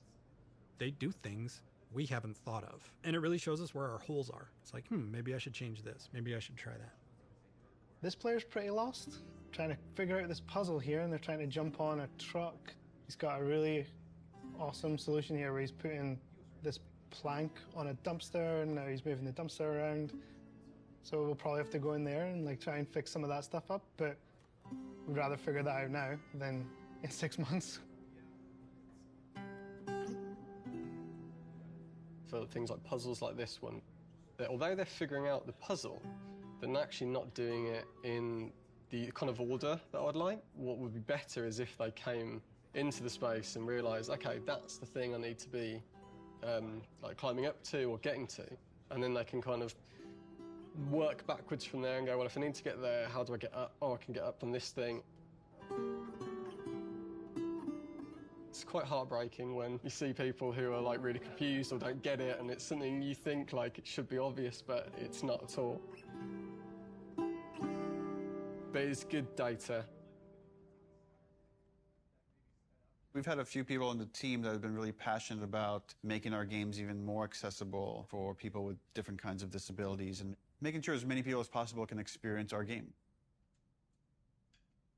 Accessibility is something that like really touches a lot of people. As we get older, pretty much all of us are going to have probably some sort of accessibility need. It's important to welcome people with disabilities into all of our public spaces, into our shared culture, and that video games are a rich part of that. I love this, that you don't have to have like a 2-button feature to keep her crouched down. This is awesome. I love that. Brandon Cole, he said, I heard you announce this game. What do you think about the possibility of someone like myself being able to play it? And Brandon is blind. I hadn't really thought about that before. I don't even know if that's even possible, but I want to try because that sounds interesting. If you click on the L3 button, it turns the screen and the character towards your next objective. So you're able to sort of instantly sort of flip. It was very much inspired by the talk you gave last time you were here. I figured. Hopefully That's a beautiful thing. We had this feature that let you navigate along the Golden Path. And we also had this other feature. You could like put out this sonar pulse and you'd hear where all the items and enemies were located. But Brandon was playing that and it was like, this navigation feature is great, but I don't want to just follow the Golden Path. I want to navigate to other things. It kind of occurred to us like, oh, we can combine these two features. We can let you scan for items and then navigate to that item. This gives you more room if you do it this way for different types of sounds for different types of items. You know what I'm saying? Yeah. Different sound for ammo, different sound for parts, different sound for explosive, different sound for keys. Or you, craftable and collectible. Yes, exactly. Right on. But since we want to hunt for secrets, just like anyone else, you're also going to want to know that, hey, there's something way over there. Players with disabilities still want to have challenge. It's not about just making an easy mode. So what happened there was an auto vault. So you pressed into a wall and it automatically vaulted. I feel happy about this. This is an example of actually the good part of the studio culture, which is self-empowered, that I think allowed us to do this crazy thing, this thing that, you know, I couldn't tell you if it makes business sense to some degree, but it was something we were passionate about and interested in. It was a way we saw we could make the game better. It was something we saw we could like push the frontiers of, and we went with it. Studio leadership was supportive of us, but this really was like a bottom-up kind of initiative. Yeah, absolutely. And I think that early success really helped to build momentum for the rest of the project. Shielding everybody from the cost, from the budget of these decisions helps them focus on their discipline. Don't worry about money, worry about making the best game possible. Trust that there are people at the top that are looking at the budget and considering that. At a certain point in the project, we start offering dinners to the team. And it's kind of like an acknowledgement of like, okay, there's a lot of hard work to get it done.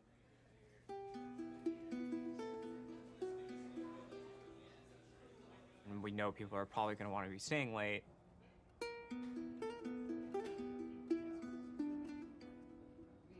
Now we are crunching. This is crunched.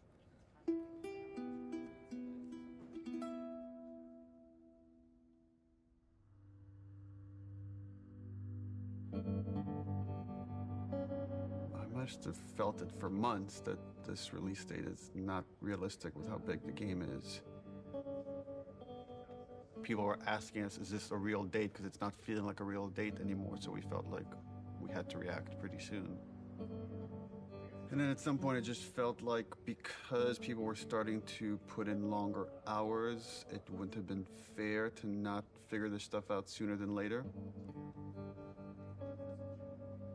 We're never gonna finish this game. If you work hard for longer, that could have a toll on you. We tell everybody, pace yourselves. It's like it's a marathon, it's not a sprint. We settled on a February release date. leave some gas in the tank. Right now, we are dancing a very intricate and dangerous dance. We have something like 6 months left to finish the game. And we are also showing a demo to the press. The longest playable demo we've ever done. 2 separate levels of the game. A level towards the beginning of the game where you play with Dina on patrol outside of Jackson. And then the second part of the demo is in a level that's super duper challenging. Ellie by herself, murder mode. So what we're doing for the press in 9 weeks is really those 2 levels of the game. It's unlikely that we're going to need to touch them again until the game ships. That was really the only kind of demo that we could do at this point that would still help further our production goals as well as give us this like marketing boost that we need. The more we talk about it, the more we convince ourselves, okay, this would actually be a good time to just put out a trailer. Building these 2 major demos and a trailer next to the rest of the fucking game. And it felt impossible early on. I mean, it's the thing that's always hard for us to polish. You review these things and we're looking at all these tiny details. It's like, even that shot of Jackson is like, where should the trees be? How much fog should it be? How much sun should it be? How should the sun hit the clouds? How we get all these civilians, the kids, do they have the proper gear? Are they wearing the right clothes? Is the tractor leaving tracks on the ground? That kind of crazy detail can only come through all these departments coming together and rising this occasion to achieve that kind of level of quality.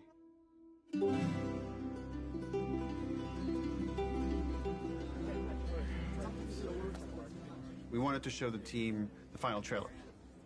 Before we show you the trailer, just to say thank you to everyone, where we jumped from doing a 3-hour demo to this trailer where we had almost nothing, and it's like pretty amazing what we can do when we all come together.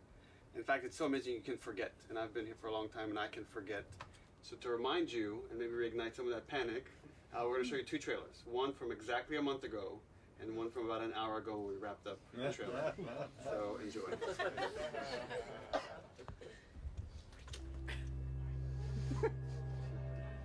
Look who decided to join us. All right, you all know the drill. Dina, where are you?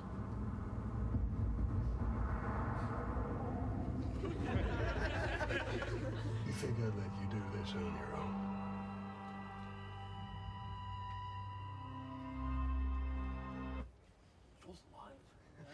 It only gets 1 clap. Keep in mind, this is what the whole game's going to look like. We're going to make it this awesome.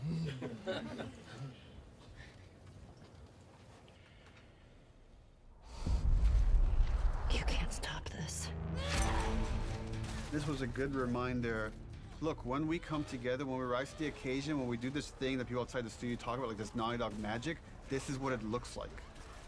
So when you look at parts of the game that aren't there yet, know that we could get there in a pretty short period of time when we're so focused.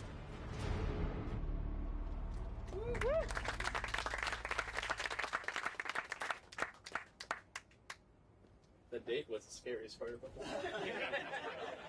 We got the trailer done. We'll talk to you.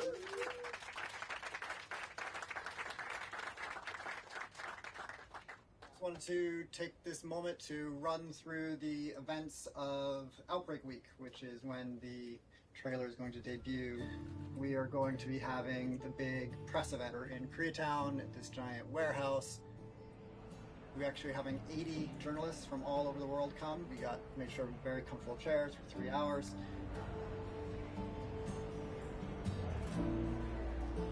Outbreak Day is the day the outbreak happened in the United States in 2013. In real life, we celebrate September 26th as Last of Us Day. Every September 26th, we've done something for Last of Us fans. When people play these 2 sections, which are very different, I hope and I feel that both of them are equally impressive.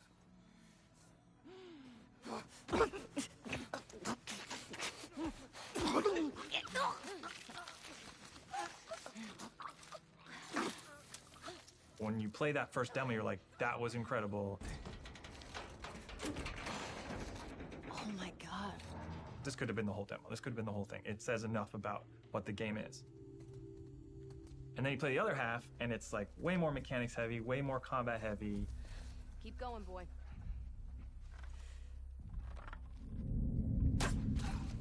There. In the highest level of how Naughty Dog is perceived as a company, it's that we're story first and mechanics second. A lot of it is, I think, proving to the press and proving to people that, yes, we can do both.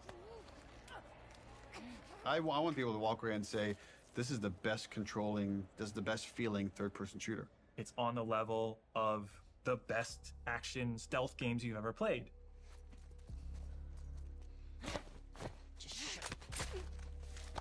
So one of the things that I've always found really exciting about The Last of Us is the kind of fidelity with which we represent human intelligence. One of the ways that really helped make them feel more human and more alive was the way that they use their body language to communicate to each other. Everybody spread out. We may have multiples. We had a number of sessions where the animation team, design team, and programmers all got together and we acted out a number of scenarios. And what that does is it gives us really great reference and touch points that we can always look back to about the way that we naturally behave, the way we naturally respond to each other. And those are the types of details that we want to weave back into the game. Someone took out Zoe! Who the fuck's out there? Sweep the whole goddamn street. Our NPCs are named so that you understand these people have relationships. They want to get revenge on you. It's this little mini loop of the whole premise of the game. Omar! Flanker! I just killed their friend and they want to kill me now.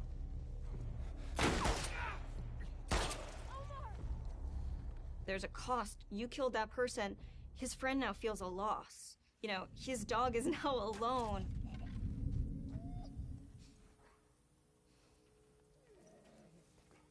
Dogs are really difficult to start off with because they're quadrupeds. They just don't turn around. They kind of like wheel around a little bit. Smell something, girl? The main concern we had is how is it that we can actually get a dog to perform a dance card on the motion capture set? And when we finally brought them on set, it was just incredible what these dogs were capable of doing and what the trainers were able to accomplish in a short time. Jump! Oh, there you go. They move extremely quickly, so they're super hard to shoot.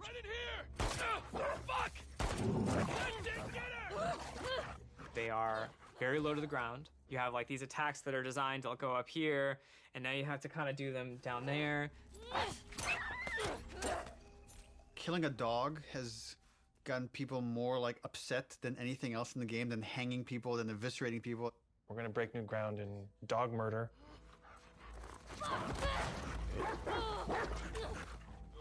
We had like a new scripter start like 2 months ago. First question, she walks into the middle of the room. I have one question. Does the dog survive? And everyone's like, oh no. First day.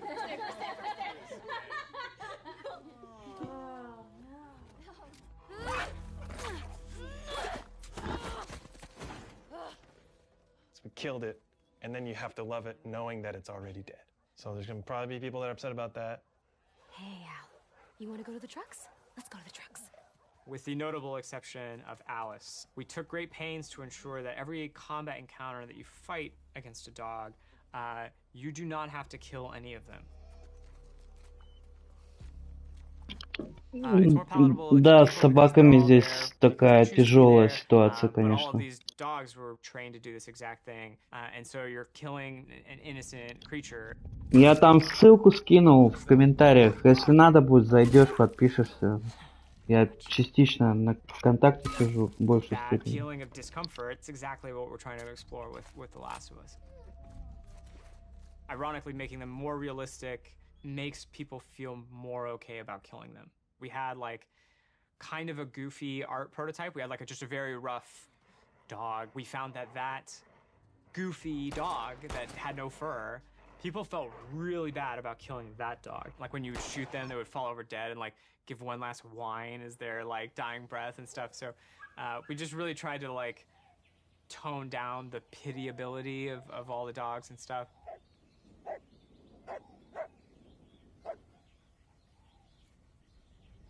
The best sound in most games are the stuff you don't notice. The Foley in the game is extremely detailed.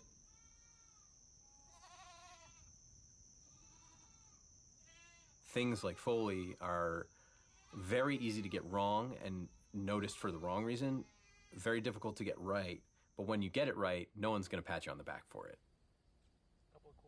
Audio guys are kind of a different breed. We listen to everything all the time. It's kind of a curse.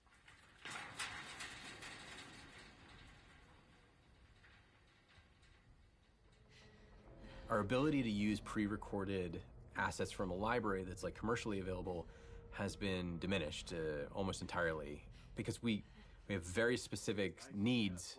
Do one more of those.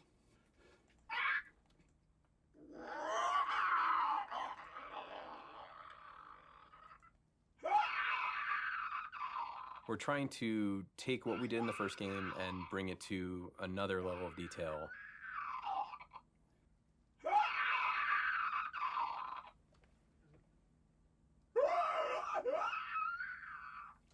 Yeah, play with that a little bit. Like mixing that tonality in is cool. Yeah.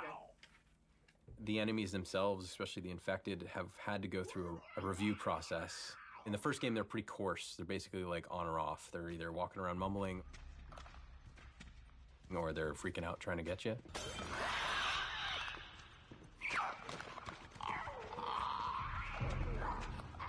And so now we've Я больше чем уверен, что Last of Us 3 будет. Она будет под закат консоли PlayStation 5 Pro. Это, скорее всего, 2026. Тогда будет уже анонсирована PlayStation 6, но на PlayStation 5 Pro выйдет вот эта третья часть. Вот. Скорее всего, туда добавят еще онлайн. Ну, не знаю, посмотрим. Очень тяжело им делать игры, очень долго они их делают, и это очень как бы круто. Это не Call of Duty каждый год, который выходит, то же самое шляпа. Они же, видишь, детализацию очень обожают. Каждая деталь проработана. Кровь, которая льется из врагов, по снегу, снег под этой кровью тает. Каждая деталь проработана, да. Эбби ушибло плечо в самом начале игры. Она всю игру это плечо будет поправлять. Я об этом говорил на стриме ВКонтакте. Вот из-за деталей, вот как говорят, дьявол в мелочах, да. То есть из-за деталей, которые учитывает Naughty Dog, все очень долго происходит. Они не могут сделать банальную игру, где планка будет уже ниже. Они хотят планку постоянно повышать. The Last of Us 3, конечно же, анонсируют. Я думаю, что первый анонс будет к концу года. Вероятнее всего на какой-нибудь Game Awards в декабре. Может быть в ноябре. Может быть летом на PlayStation Experience покажут. Посмотрим. Потому что, с релиза прошло всего-навсего 3 года, да, с учетом того, что она вышла 21 февраля 2020 года, у нас еще февраль пока только начался, прошло, по сути, 4 года почти, вот, если посчитать релиз второй части, да, вот она вышла в 2013 году, первый тизер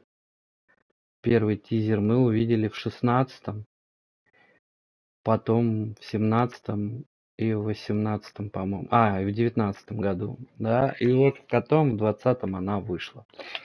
Вот здесь, в принципе, они уже должны выкатить тизер, если он будет. Я очень на это надеюсь. Но они потеряли очень много времени из-за того, что они делали онлайн-версию The Last of Us, и ее отменили полностью, чтобы не углубляться именно в онлайн-составляющую, вот этот вот, как сказать, игросервис так называемый, типа Destiny и прочей вот этой херни, то, что сеть, ее надо каждый раз будет поддерживать, какие-то дополнения выпускать. Вот, они все-таки хотят сфокусироваться на истории. Вот. Но я хочу сказать одно, что если Last of Us 3 выйдет, она не будет уже рассказана про историю Элли, Джоэла и вот этой всей истории, потому что история Элли и Джоэла, она закончена полностью. вторая часть нам это показала, что Элли пошла своей дорогой, отставила эту гитару, которая олицетворяла Джоэла, то что все ушло в прошлое. Что будет дальше, посмотрим. Очень жду тизер. Хотя бы тизер нам, если покажут, будет уже что ждать. Короче. Вот. Очень надеюсь, что Sony и прочая фигня, которая с этим связана, отставит эти все санкционные истории и сделает все-таки перевод, дубляж на русский, потому что я привык играть в игру в дубляже. Вот. Ну, мне нравятся голоса русские. Я люблю играть на русском, потому что когда ты там едешь или бежишь, и у тебя там какие-то переговоры происходят, особенно вот как, например, вот игра GTA, да, ты едешь на машине, и тебе что-то важное рассказывают. Если ты английский не знаешь, ты читаешь титры, потому что там может быть что-то важное. Там, допустим, ты едешь, и тебе там говорят, не пропусти поворот, пожалуйста. И ты это, допустим, читаешь. А пока ты читаешь, ты можешь очень четко въехать в аварию, попасть там и так далее. Потому что ты читаешь титры, пока едешь. Это плохо. Вот, история про Томми, про то, что говорил, о чем, в общем-то, заикался Нил Дракман, о чем сейчас в сети все спорят. Возможно, но я не вижу в этом полноценной игры. Это, в общем-то, ну, это может быть DLS. Это как, знаешь, игра за Аду Вонг, которая была дополнением в Resident Evil 4. Да, разные пути, так называемая DLS, где ты играешь за Аду и понимаешь, что было до, что было после, и как вообще она действовала, пока Леон проходил основную историю. За Томми, да, может сделать игру, как он там продвигался также по Сиэтлу первый день, второй день, третий день, пока Элли ехала по его следам. Как он там со снайперки работал, с моста и так далее. Это будет не то. Это будет дополнение к The Last of Us. Нил Дракман, мне кажется, не настолько, как сказать, он не будет в это углубляться. Это уже история законченная. Если туда углубляться, на это надо тратить время, и это будет как в Uncharted утраченное наследие. Да, прикольные дополнения, да, небольшой хронометраж, но я утраченное наследие про баб, про этих, не воспринимаю как полноценную игру. Uncharted 4, да, прогремела как полноценная игра, была крутая игрушка, все круто.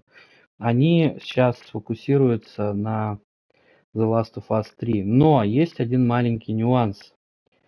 От Naughty Dog выйдет игра в ближайшее время, но это не будет The Last of Us. Об этом подтвердил Нил Дракман в своем твиттере. Поэтому когда The Last of Us анонсируют, пока неизвестно. Они занимаются несколькими проектами. Это тяжело. Даже если у них 300 человек в команде, мы понимаем, что они очень долго работают над детализированным миром своих игр. Yeah, now imagine sprinting. No,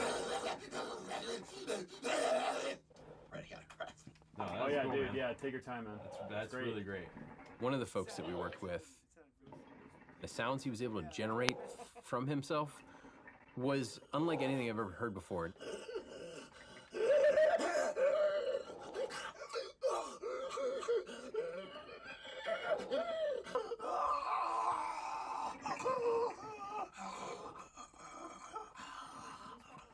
Gnarly sounding roars and breaths and wheezes and really interesting stuff that I've never heard come out of a person ever.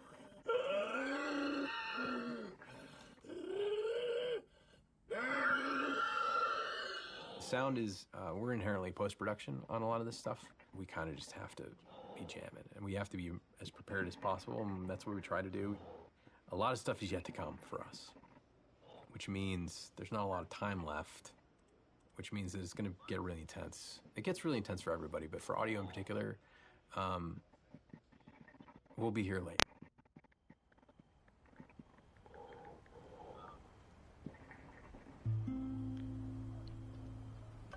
I think that, I don't know if it's the whole studio, but I know I'm definitely feeling very tired right now. I'm feeling a little burned out. I'm realizing that I can't crunch like I used to. I can't put everything I have into these games as much as I was able to when I first got here. It's pretty unanimous that this game is really big, where it's bigger than we'd like it to be. The Last of Us Part 1 is small compared to this game. My argument, make the game small again. I don't Сейчас even call это them видео small. закончится, я пойду There were без times when I возврата was writing like попытаюсь 40 выжить хоть pages of in-game сколько-то. dialogue a night.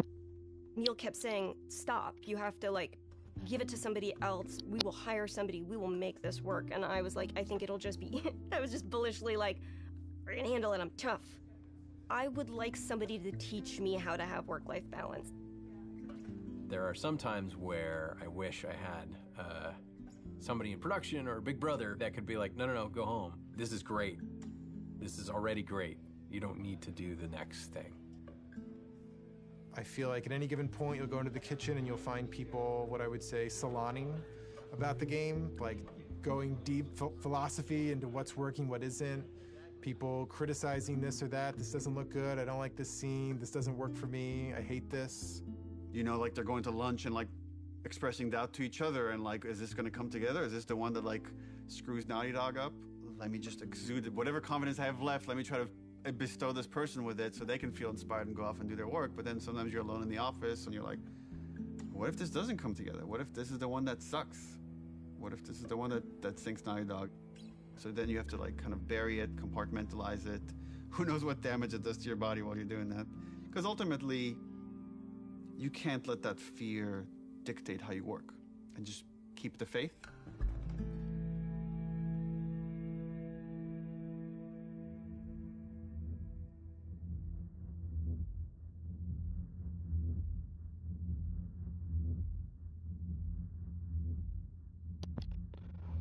Слушай, я не знаю, Тимур, я не смотрел, я первый раз это смотрю, я зашел в игру, у меня появился этот ролик, я его сразу врубил, вот, а потом пойду играть.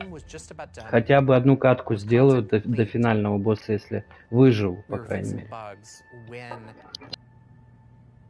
There's these like rumblings of this pandemic happening. Like I remember when this COVID shit hit and we're like, bro, really? Like for real pandemic? You know, at first it feels like, oh, this is nothing we need to worry about. And then all of a sudden you do have to worry about it. And like, are people gonna want to play a game that takes place in a pandemic when there's a real pandemic? We had never worked from home ever. Naughty Dog was actually strictly against working from home. We did not have the infrastructure set up at the studio to work from home. And it's because we were Да, so нифига intense себе. with security and leaks 2 that часа. all of our data, including our emails and our chats and IMs, it all had to be on a server inside the building.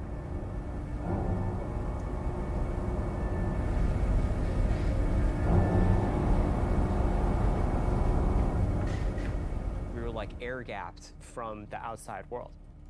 The operations team, the IT team, our engineering team, they all had to coordinate in a very short period of time to get us working from home. We don't even know when the game can come out. Sony was like, we don't know if we can physically ship this product with like the supply chain. and Ладно, stuff. я думаю, что я этот ролик покажу все-таки ВКонтакте полностью. И здесь, наверное, надо просто сходить пострелять, я уже просто скучаю по битве. 2 часа 30 секунд, охереть. Понял, ладно, надо, короче, заходить в игру. We're like, we didn't put out this video. Like, where is this coming from? It's a video from one of our reviews, so you could hear the notes and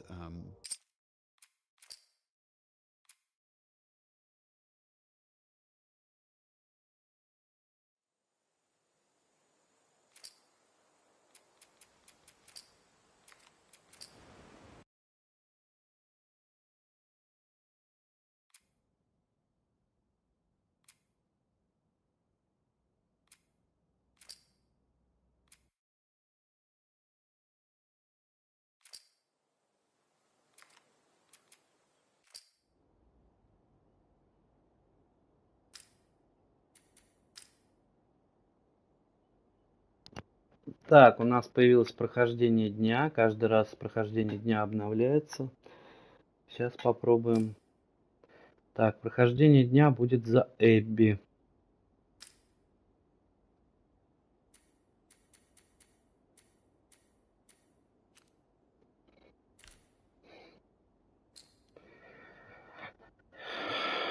Ну, погнали. Даже на нормале это сложно.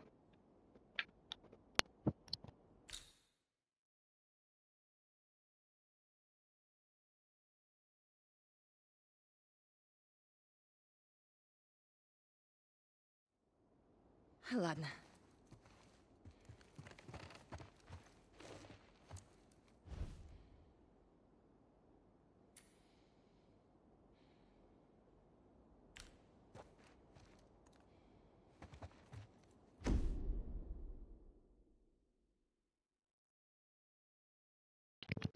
Давай, давай, красавчик.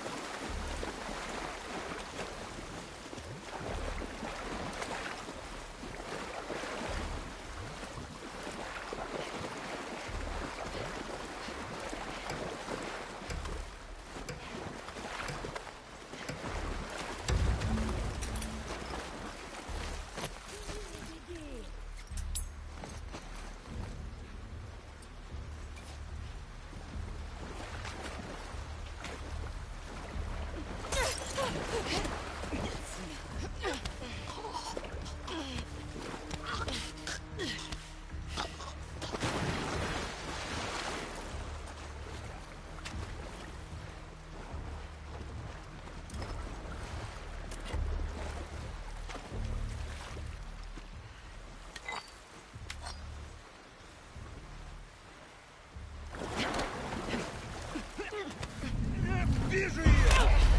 У стойки!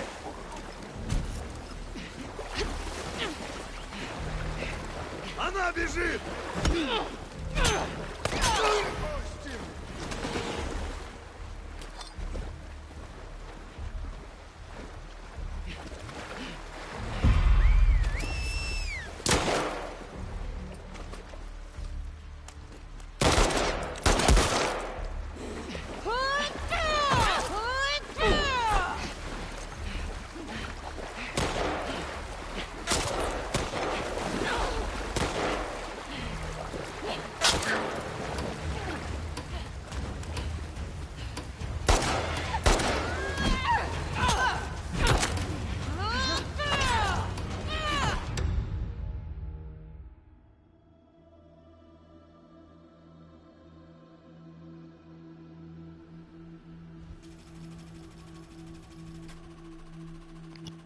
На бэшечку, да? Ну, я так и думал.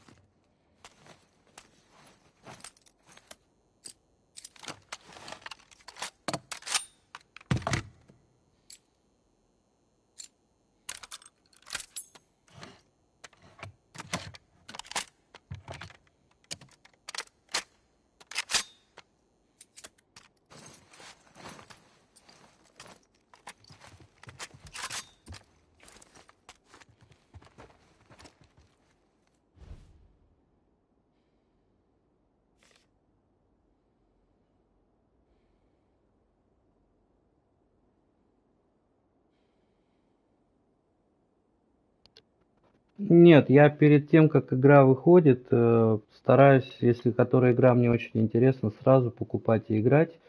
Видеоролики стараюсь не смотреть, ничего не читать про игру, потому что спойлериться это опасно. Мне очень повезло с игрой Heavy Rain, потому что я ее очень ждал.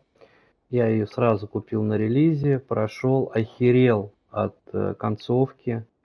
Вот, а некоторые товарищи, я читал в комментах уже потом, заходили на какие-то группы и ловили спойлер о главном финале, кто главный злодей. И это очень плохо. Ну что ж, погнали. Здесь нам хорошую дадут модификацию, скрытность, можно будет ее прокачать.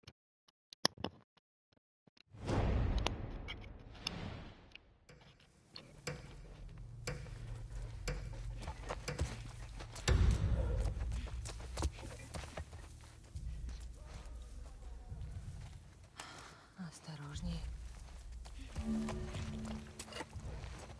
Да, там спойлеры есть, там об этом пишут. В первой и во второй части.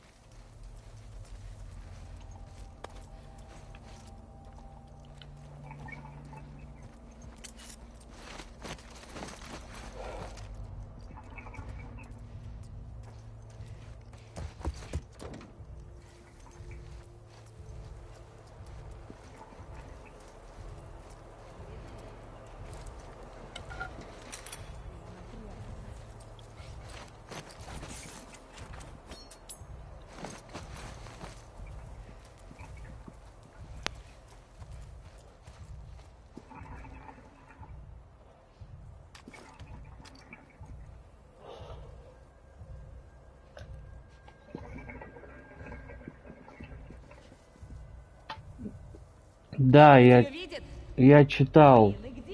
Нил Дракман очень грустил по этому поводу. Ну, любого отца своего детища это взбесит.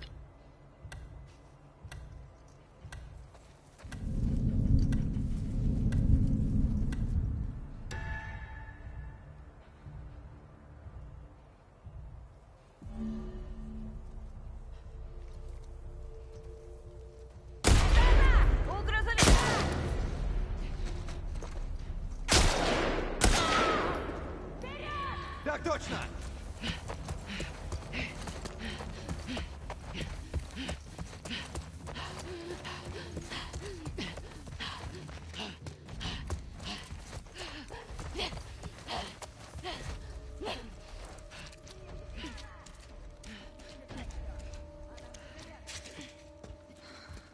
Пронесло.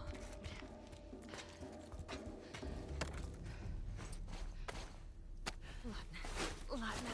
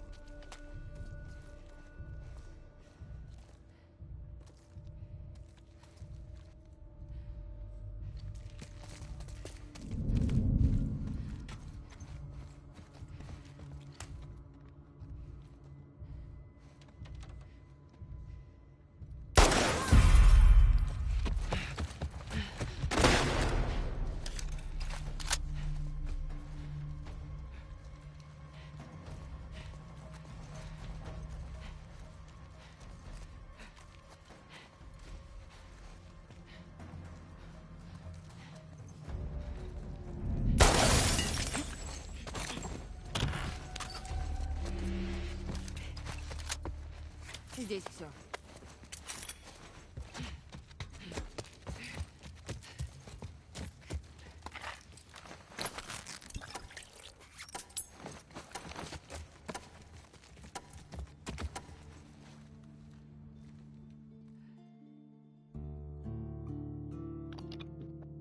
Нормально, жить можно. Сейф открыть для меня это очень сложно.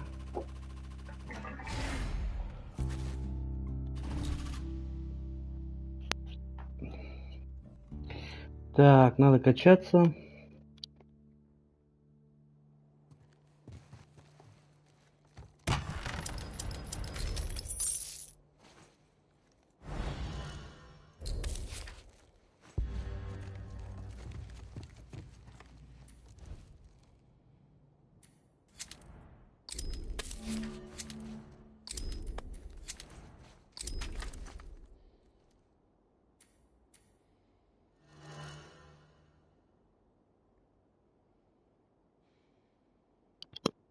Все части Uncharted для меня, по крайней мере, это шедевр. Особенно вторая про камень Чинтамани и Шангри-Лу. Это очень крутая часть.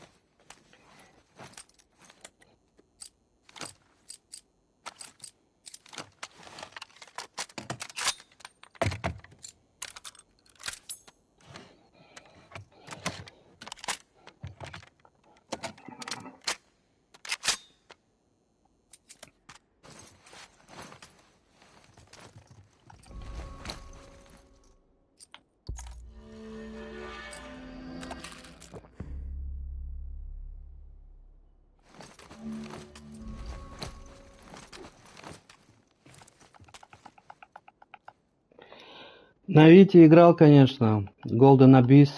Охеренная игра. На платину я ее так и не сдал. Тяжеловато было там. Особенно этих бронелобых ребят с пулеметами убивать. А так вообще шикарная игра. Этот полностью задействовали витовские приколы там с задней панелькой. Ну, очень круто.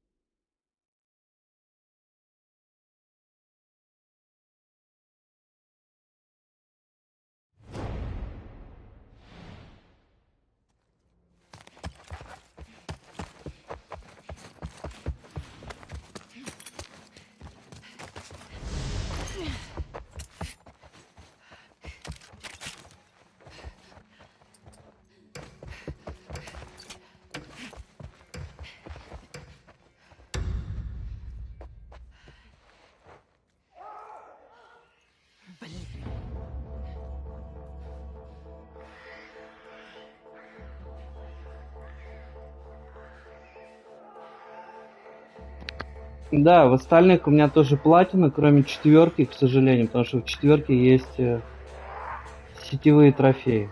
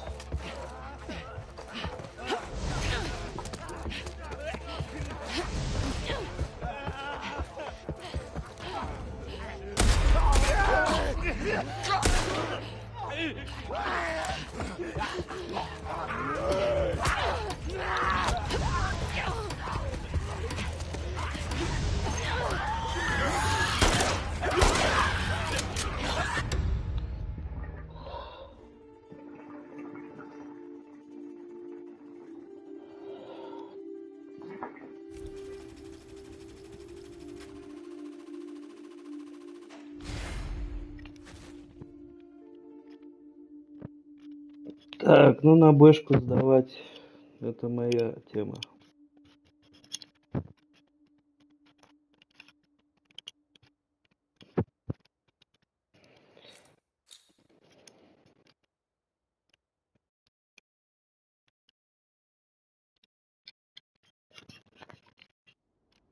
Куда теперь?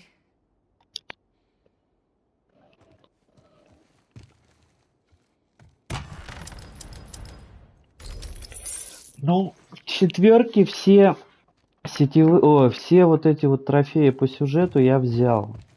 Даже на золото сдал.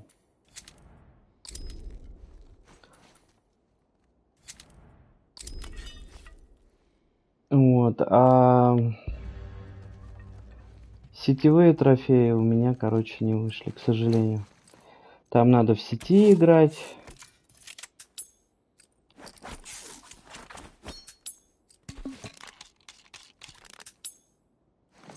Я не осилил, короче.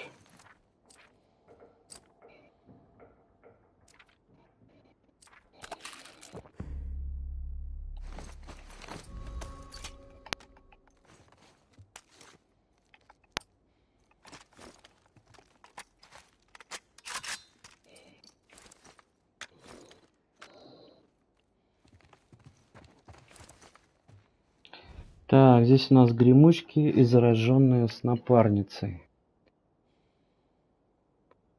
О, лимит времени, это страшно. Я не пойду сюда, потому что время закончится, и я сдохну. Так, гремучки. Тайной операции я получу каталог. Эти ублюдки опять охраняют сейф. Ну, сейф я просру, это стопудово.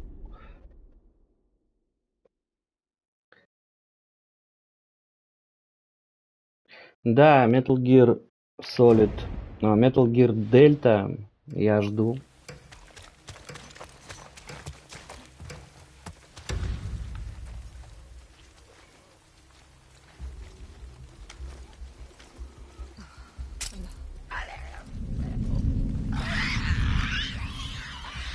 Ну, конечно, ты за мной, блядь, побежишь.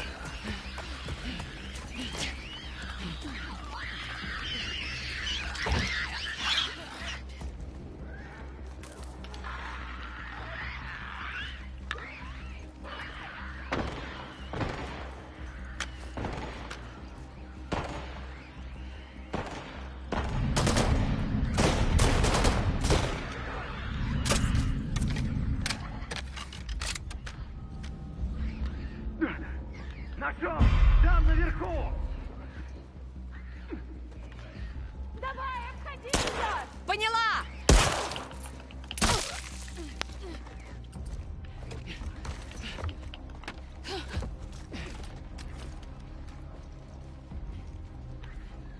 Наверх побежала!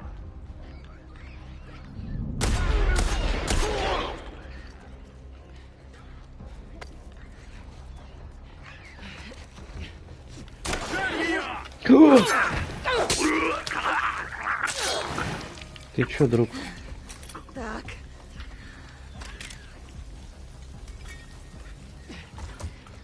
Куда свалила? Берегись!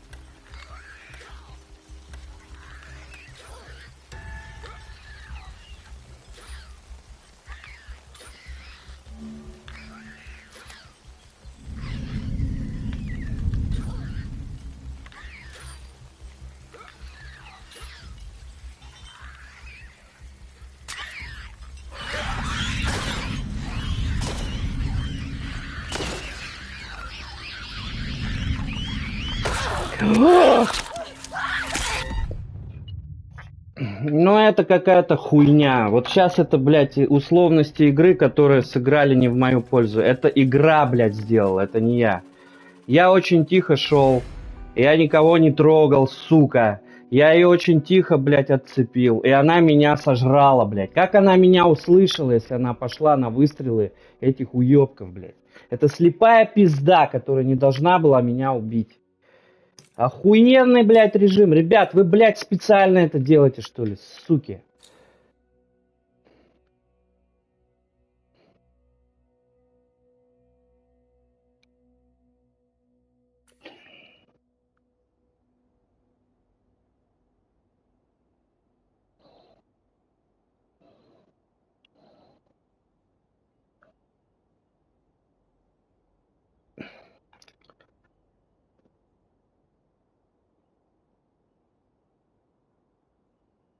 Да.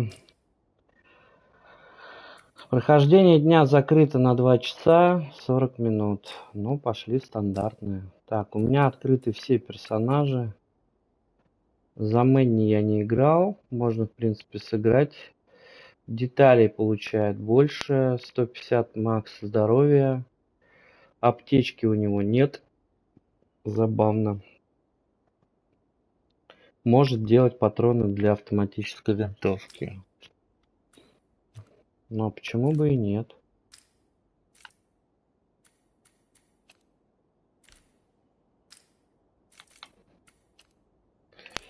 Сходим за Мэнни. Что делать? Стандартное прохождение. Пендехо. Это пендехо, да. В башку получил от Томми в основном сюжете. Верно. Да, верно. Действительно, чувак. Так, сразу же идем в атаку. Мочим волков. Причем его же, блядь, компаньонов. Забавно.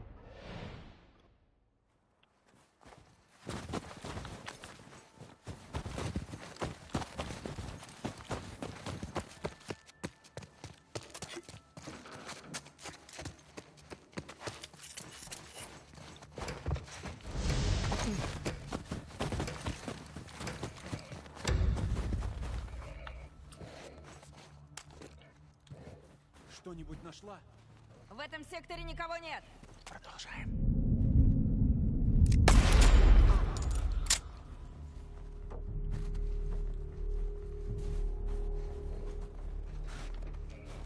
Вперед! Да!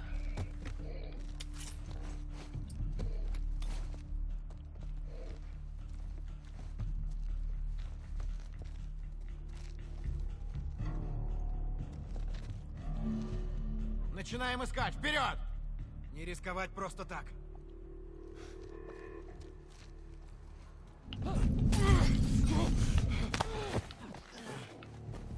Зря ты это делаешь.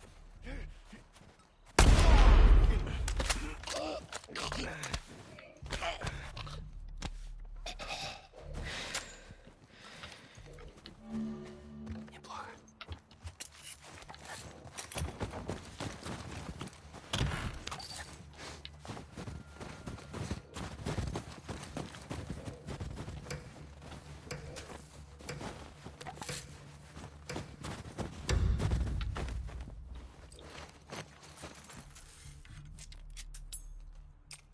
Собака.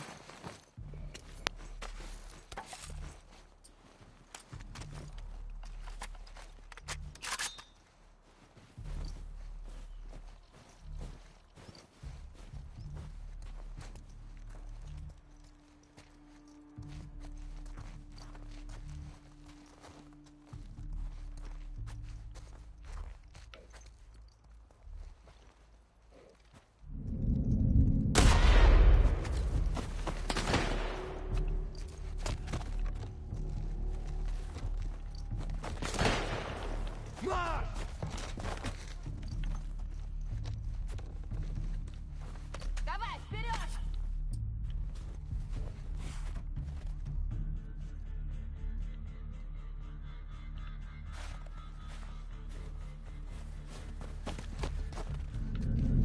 Рассыпаться, прочесать местность.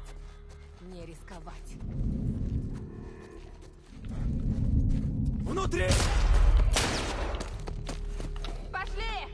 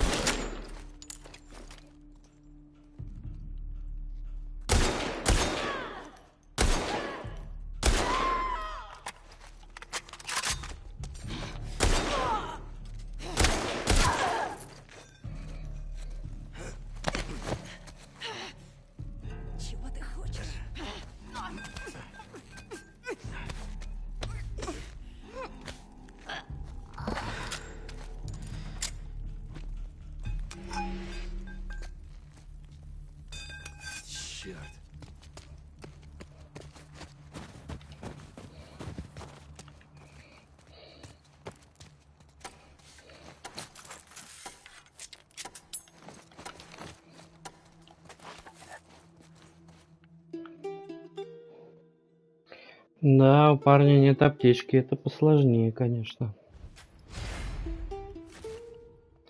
О, надо же, на Ашку прошли. Отлично.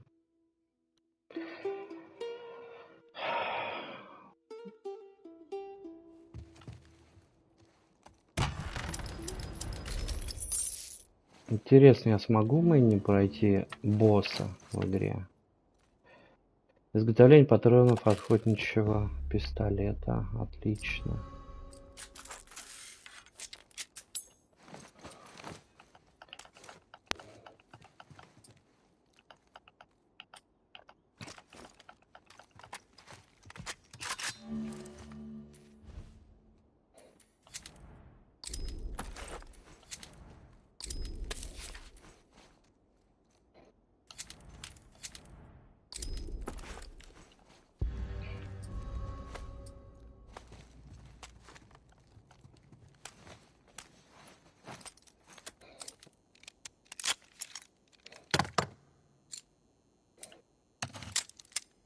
Так, ладно, пока не будем его качать. Надо урон у него качнуть, потому что это единственное оружие, которое у него наносит мощный урон. Так.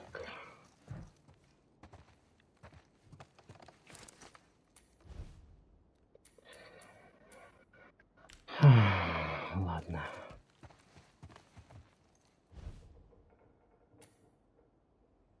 Противники охраняют сейф.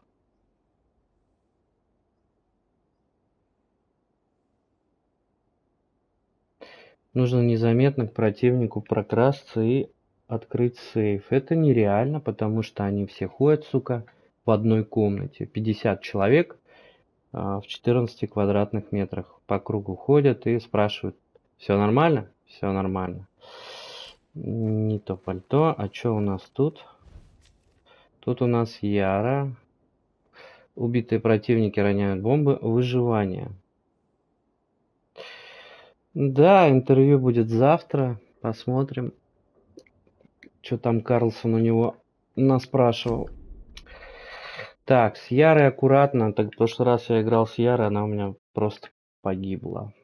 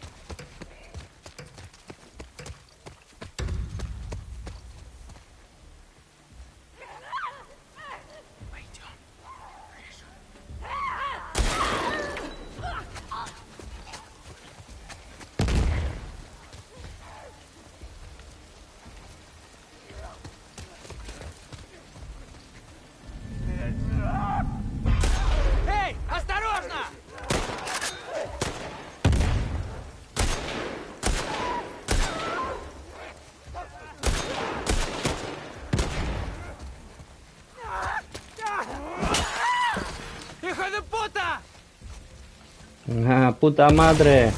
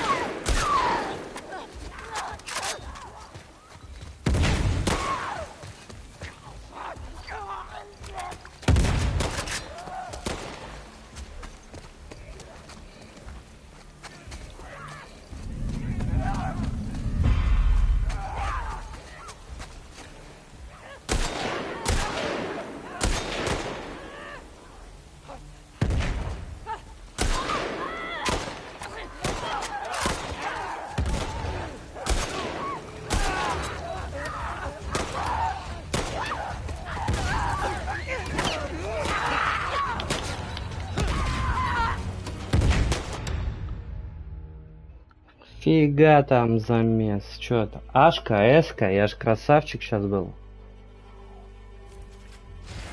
Эска. Отлично, отлично. Фу. Хорошо.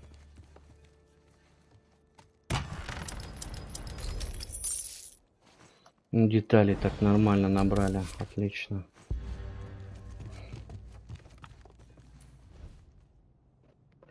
Дробашевич.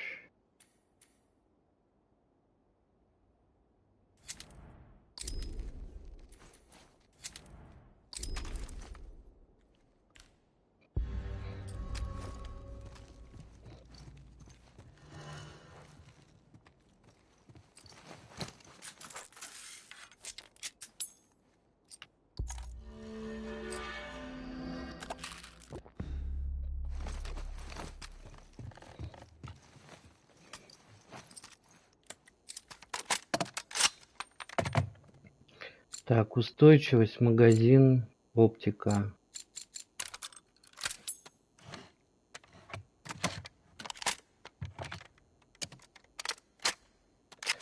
Магазин. Так, а урон я могу прокачать у него? Отлично.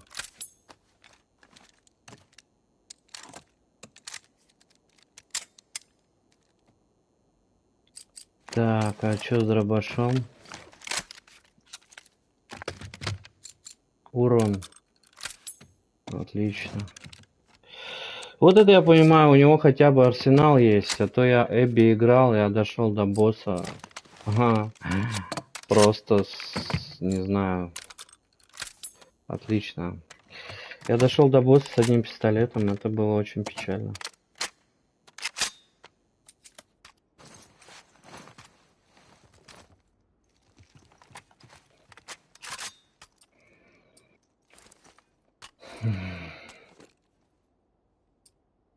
Ну ладно, что, жить можно, пошли.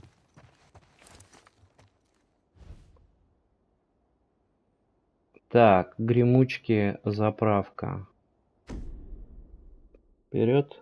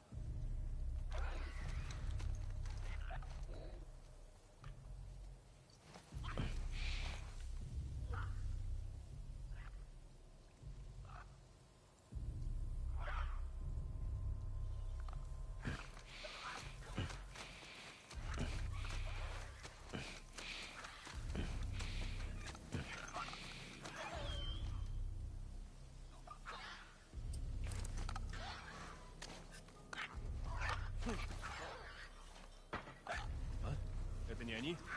Идем, проверить надо. Я прикрою. Что-нибудь видишь? Вроде все чисто.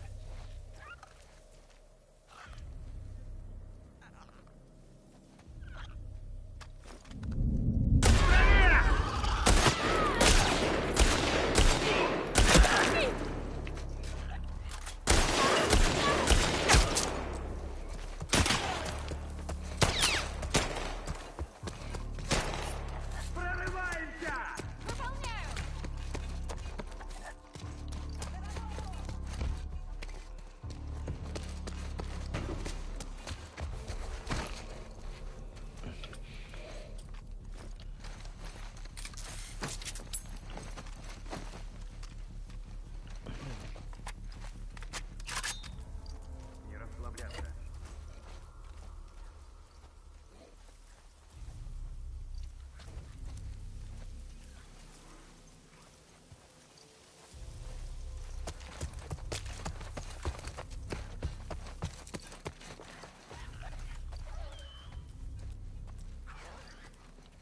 Что у нас нового?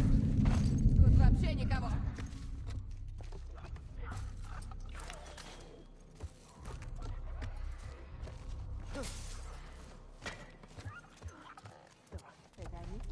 Посмотрю, что там.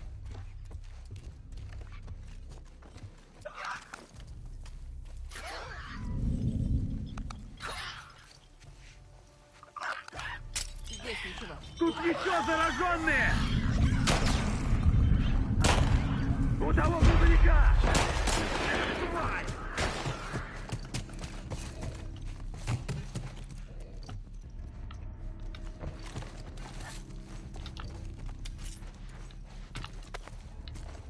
Сохранять готовность. Давай, шагай отсюда.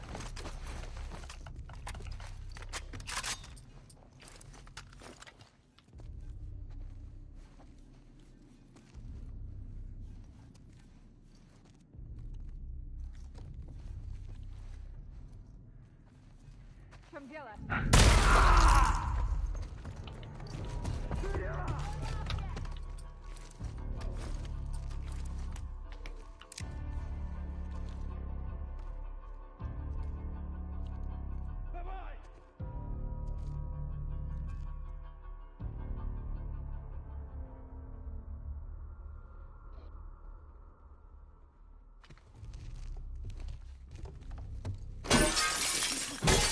Это они?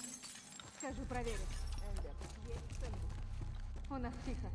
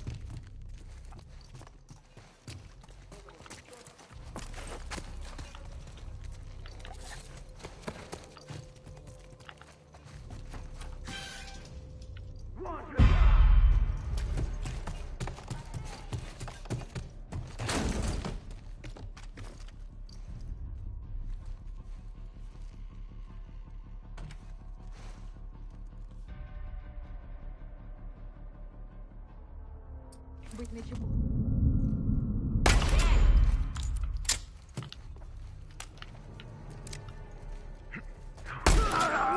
Тебе кранты!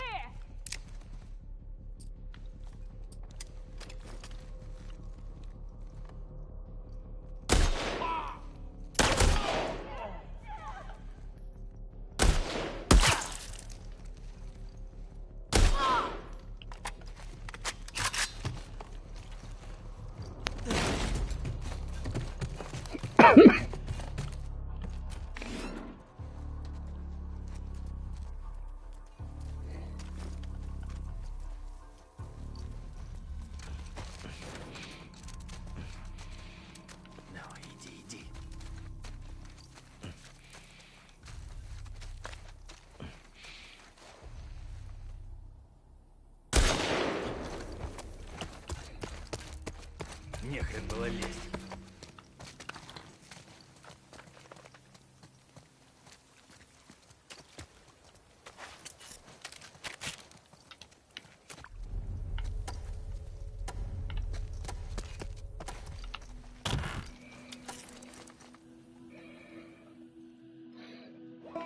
Фу, бля. Не, сейф это вообще не моя история.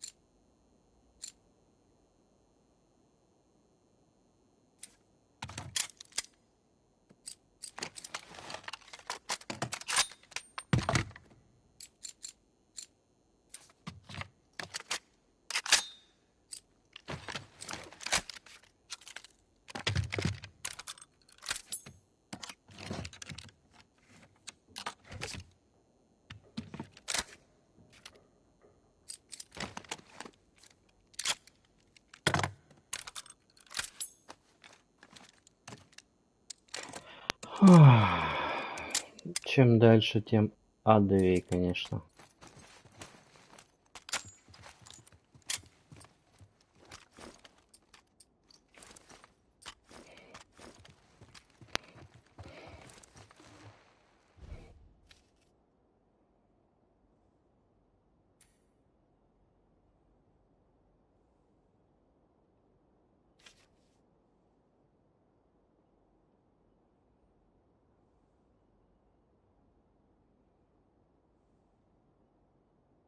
Огненный дождь нам не нужен. Пойдем сюда.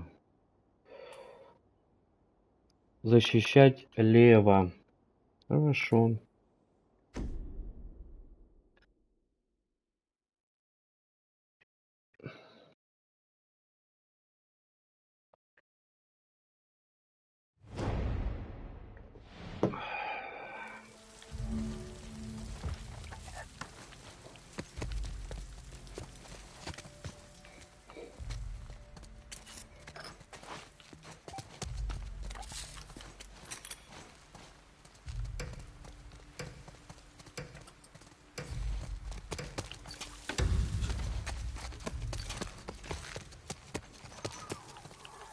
Не зевай!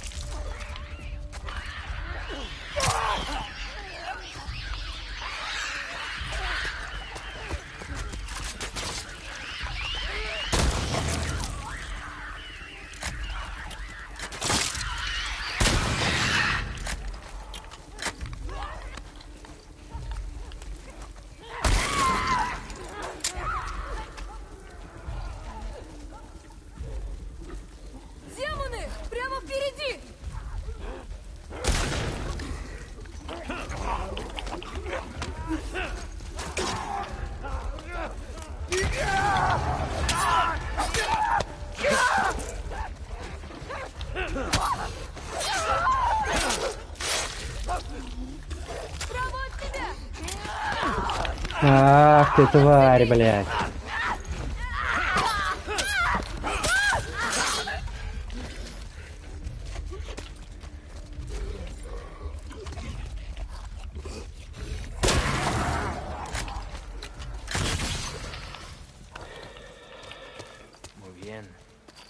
Muy bien.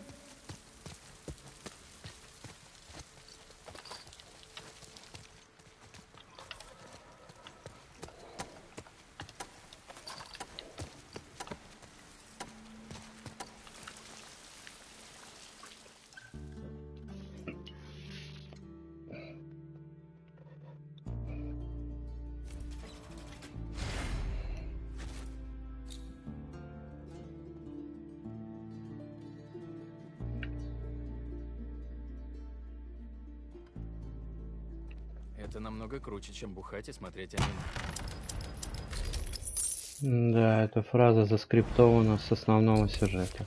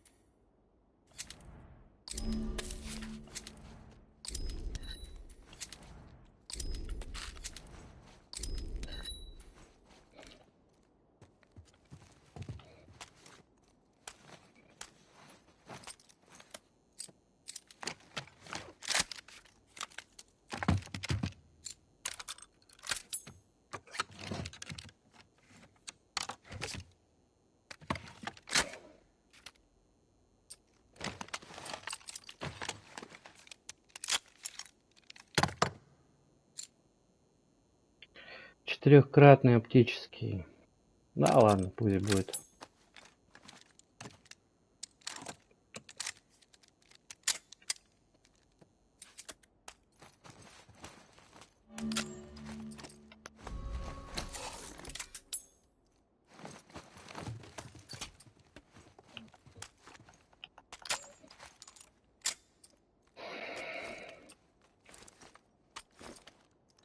Так, ну вроде я готов повоевать даже. Так, серафиты. При перезарядке теряются боеприпасы, то есть нужно полностью выложиться по боеприпасам. Ага, ну это будет штурм, да? Ну ладно. Телестанция, значит.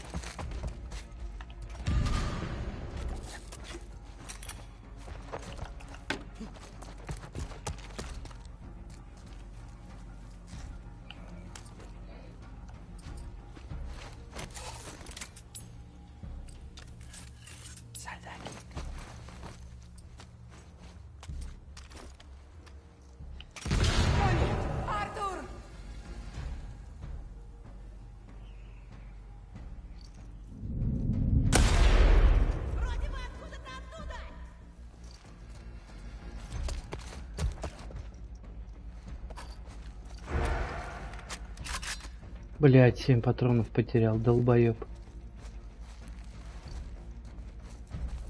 Рассредоточиться. Готовимся.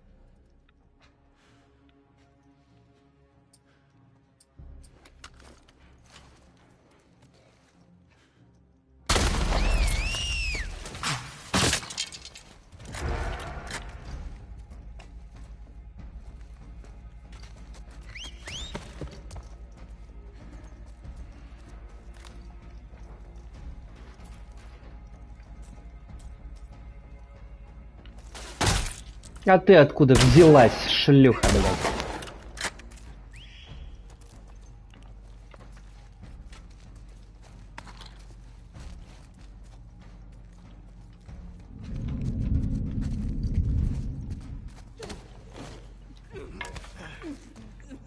Реально, как будто появляются прямо рядом с тобой, не доходят даже. Чё это за приколы такие у игры? Охеренно, я потерял 9 патронов. Ну, нормально, чё.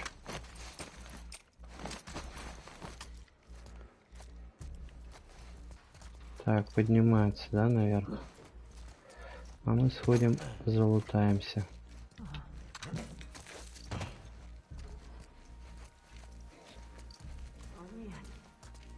Беги, беги!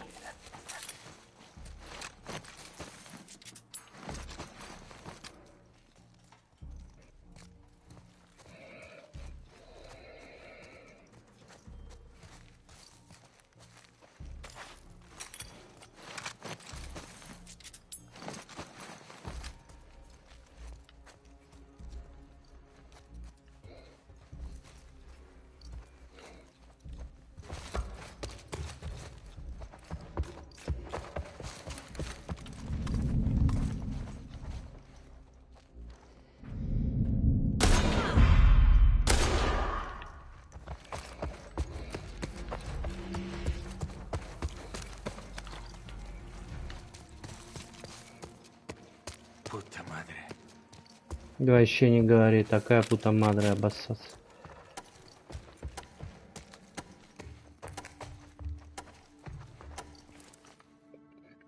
Фу.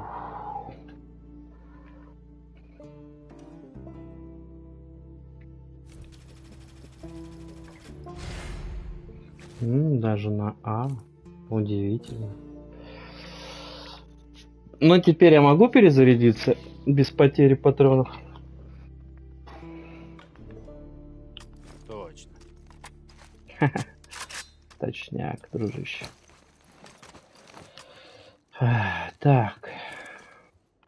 Ну что, сейчас будет больно. Скорее всего, я сдохну. Потому что, ну, хотя у него патронов поинтереснее, чем у Эбби.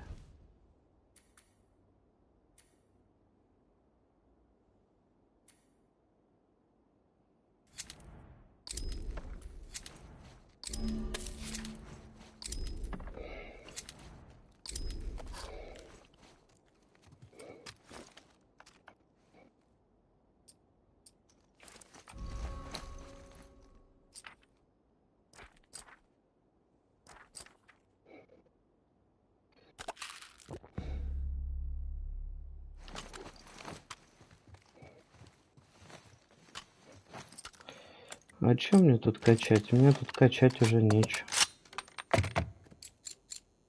Очередь.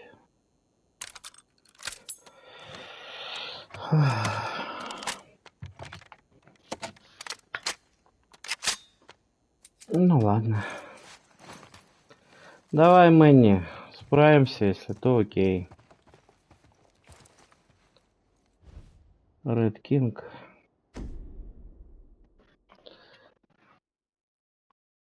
Крысиный, мать его, сука, король.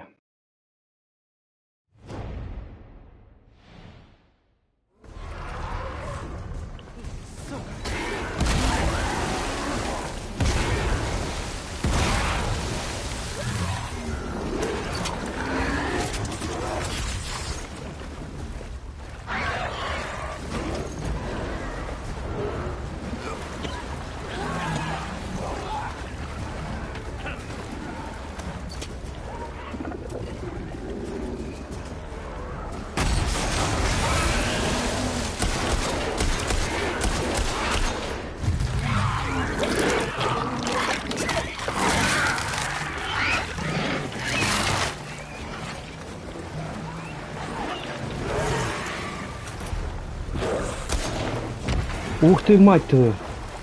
А ты резвый.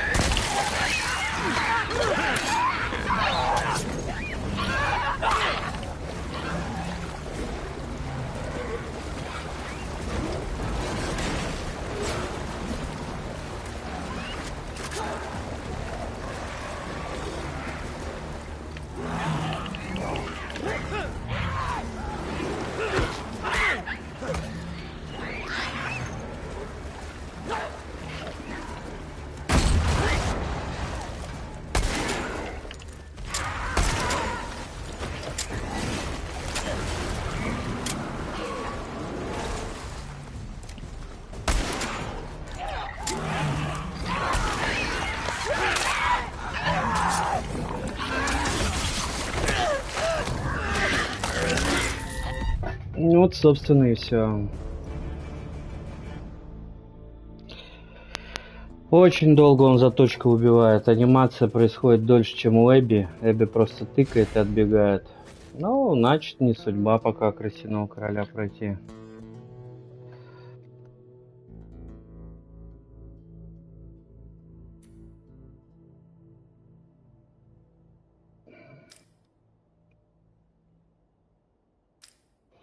Кто еще у нас нормальный есть?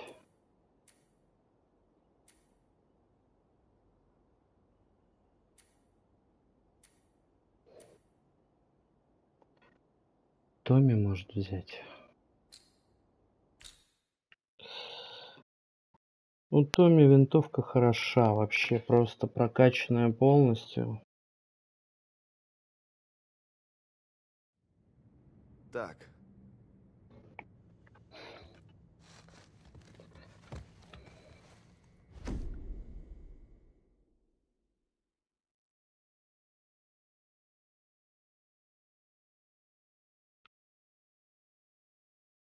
Охота, штурм.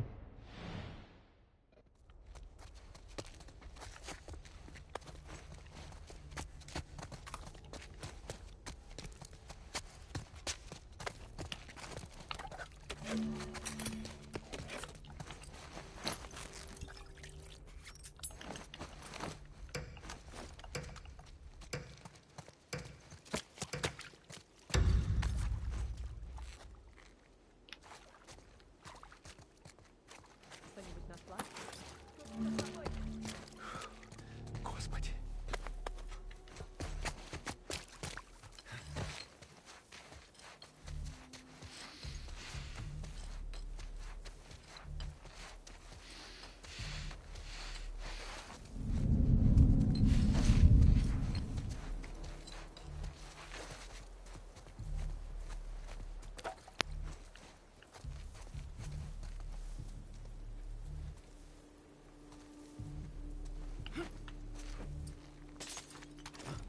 Это не они?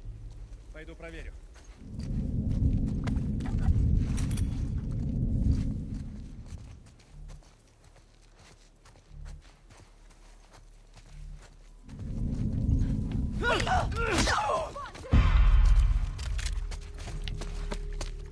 Вперед!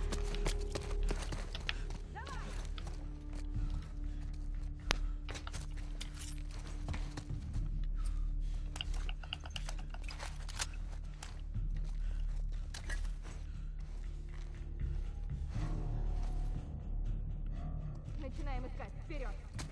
Не рисковать.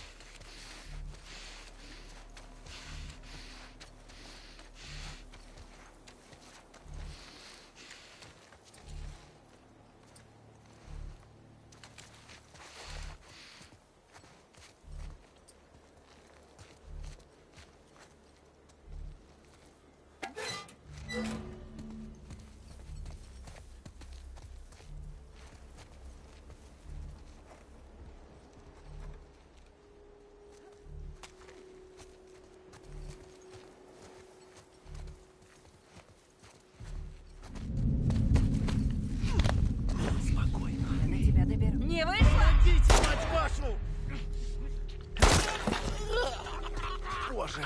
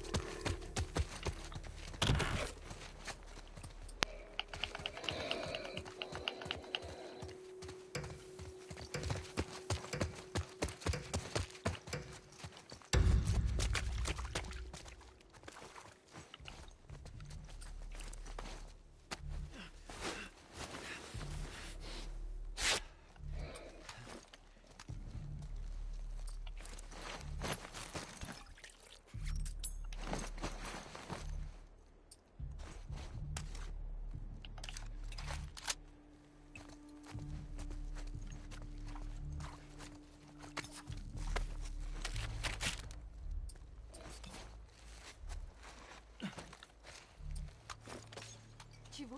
Кажется, это они. Посмотрю, что там.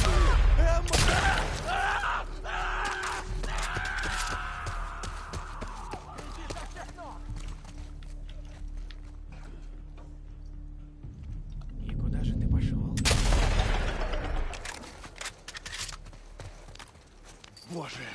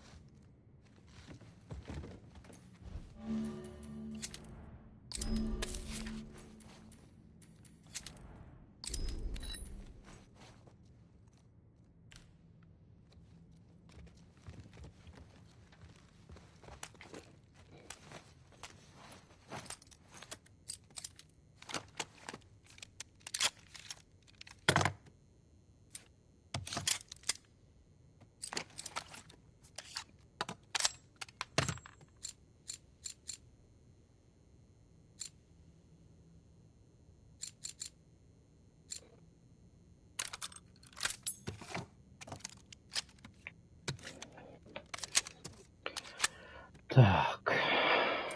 Окей.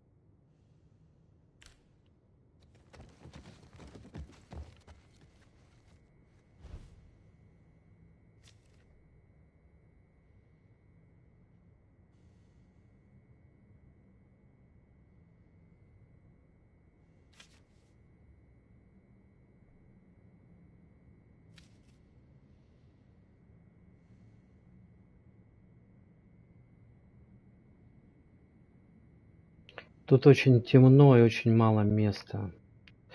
Ладно, попробуем.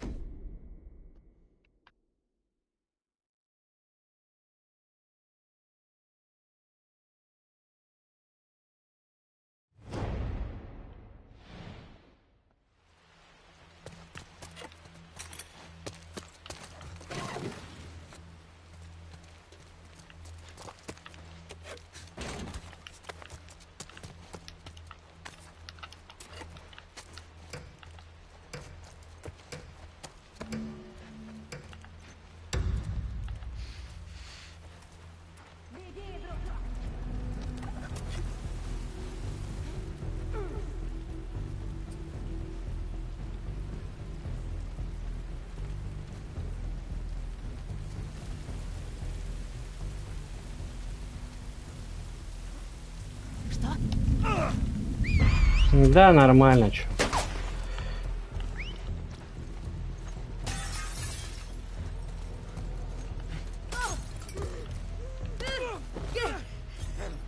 Убери руки! Пусти! Гнилушка!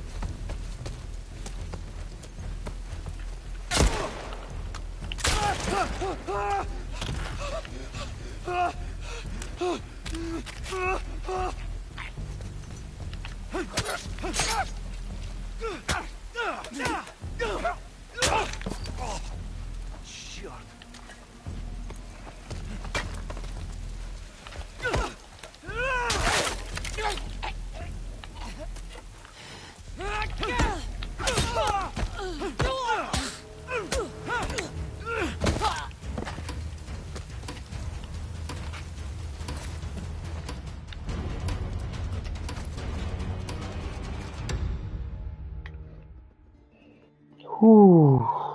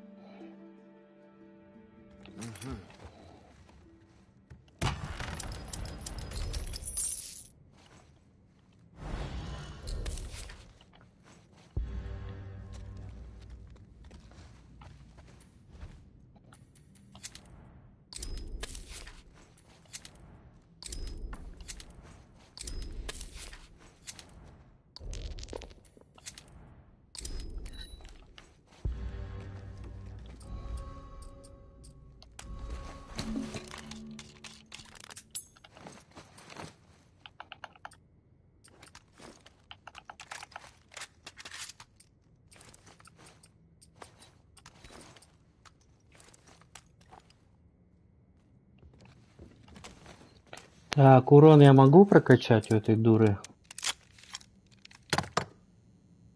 Не.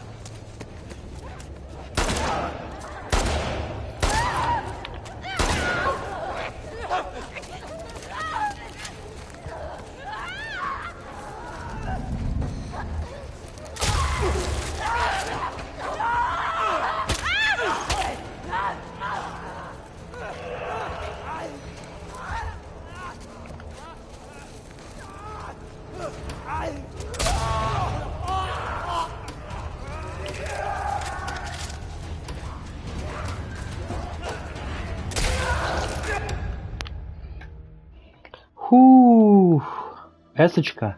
Это эсочка, ребята. По-любому. А, да. Что мне делать с крысиным королем? Там эта мразь.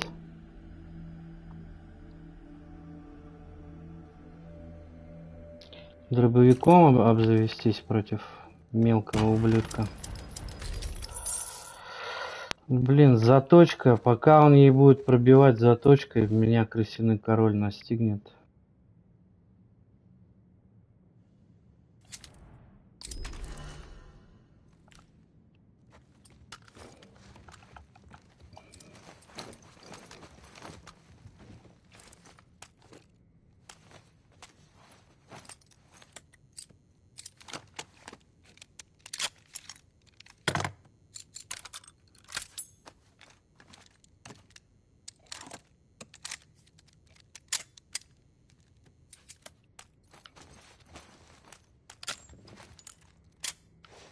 Нужна кобура.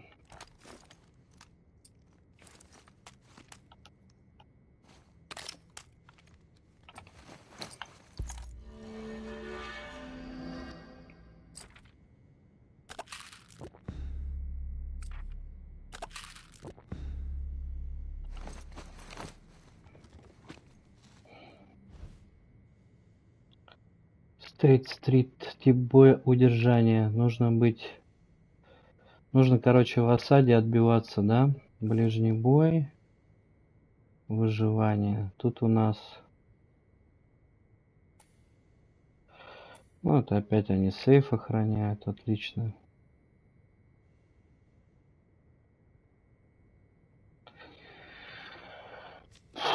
Отобьемся, короче.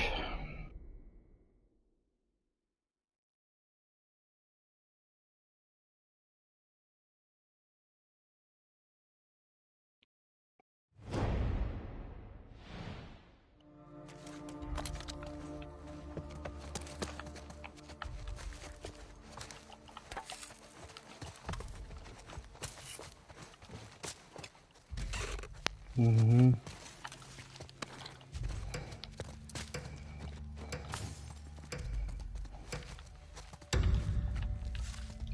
А чё, мы не хотим брать палочку-то, да? Ну ладно. Идем!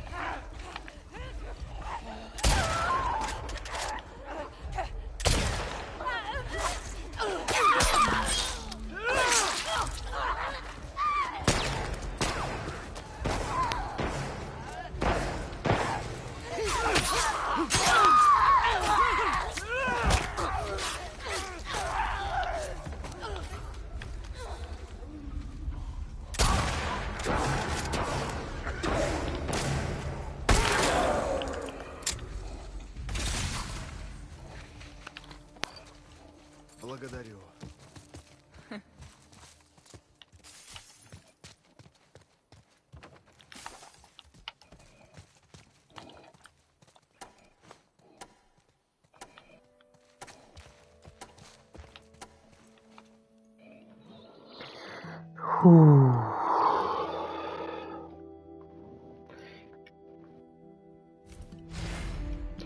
На, крысиный король, конечно, меня не порадует, это стопудово.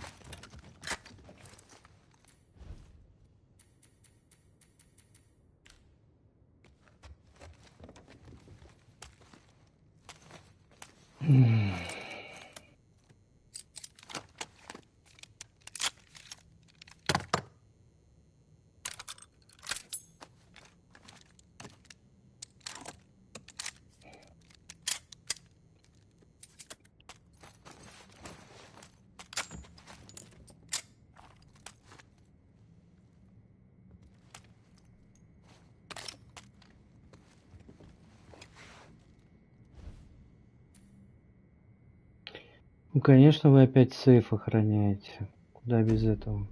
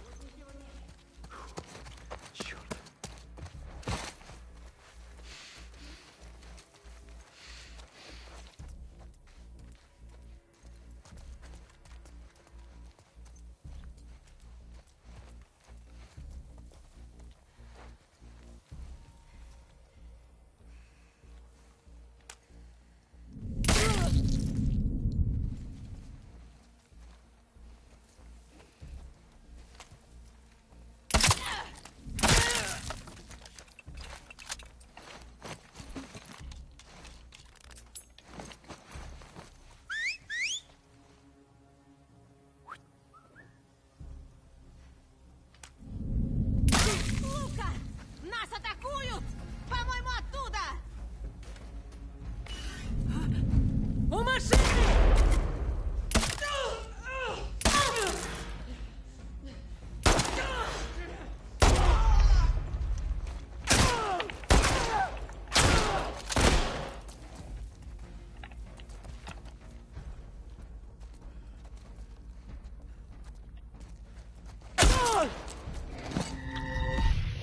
Охуенная игра. Особенно, когда сзади подходишь, и тебя разворачиваются и убивают сразу в башку, нахуй. Это же так предсказуемо. Ой. Хотя я должен был взять ее в захват. Ну да ладно. Наверное, на этом все. Крысиный король, блядь, пусть пока отдыхает, потому что вторая его половинка, которая бегает и тебя хватает, отбиваться от нее, наверное, только Эбби можно нормально, потому что у Эбби протыкающая способность ебаных заточек очень быстрая. Потому что играл я за Мэнни, пока он будет его тыкать, пока он его будет аккуратно класть на землю, после того, как он его тыкнул или оттолкнул, крысиный король уже прибежал и выебал тебя, сука, в очко. Вот. У Эбби с этим быстрее. Если на тебя напала половинка крысиного короля, ты отбился, побежал дальше. В идеале, чтобы была скорость 100% и заточки. Вот. Я просто в прошлый раз за Эбби дошел с одним, сука, пистолетом до крысиного короля. Я там просто... Томми напарник. Доступен для будущих прохождений. Ясно. Что ж, на этом, наверное, надо заканчивать стрим. Было прикольно. Жалко, конечно. Я пытался пробиться к сейфу. К сейфу надо пробиться не... чтобы тебя никто не заметил. Поэтому я глушаком работал аккуратно. Они все ходят сосредоточены в одной комнате. Их там может быть 50 человек. Это нормально. Они ходят в 6-метровой, сука, комнате и говорят друг другу: видишь что-нибудь? Не вижу. Нормально. Хорошо. Вот. Как туда прорваться, в этот сейф? Один раз у меня получилось, и то как-то спонтанно я увидел сейф, открыл его, пока там народ ходил-бродил. Но в целом они находятся в одной локации. Чтобы их выманить, кирпичи не помогают, бутылки не помогают. Хоть сколько закидайся их в сторону, они попиздят и остаются в этой комнате. Нужно, чтобы как-то их выманивать убийствами тихими. Вот. Их там, говорю, вот целая толпа. Но вот не получилось у меня сейчас это сделать, к сожалению. Жаль. Огнемет не взял по одной простой причине, что там в баллоне 50 этих самых зарядов огнемета. Это на один пшик. Я попшикаю огнеметом и буду бегать с балластом, который просто так себе взял ни зачем. Вот. У меня был огнемет у Эбби как раз. Она попшикала, а дальше у нее остался только пистолет из основного оружия. И этим пистолетом я бегал от крысиного короля, отстреливался. А потом у меня просто кончились патроны. И эта мразь меня сожрала, потому что мелкий меня поймал, а большой меня убил. Все просто.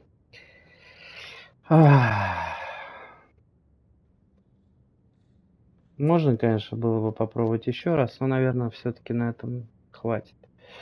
Ладно, всем спасибо, кто был на стриме. 2 зрителя, и то вперед. Всем пока.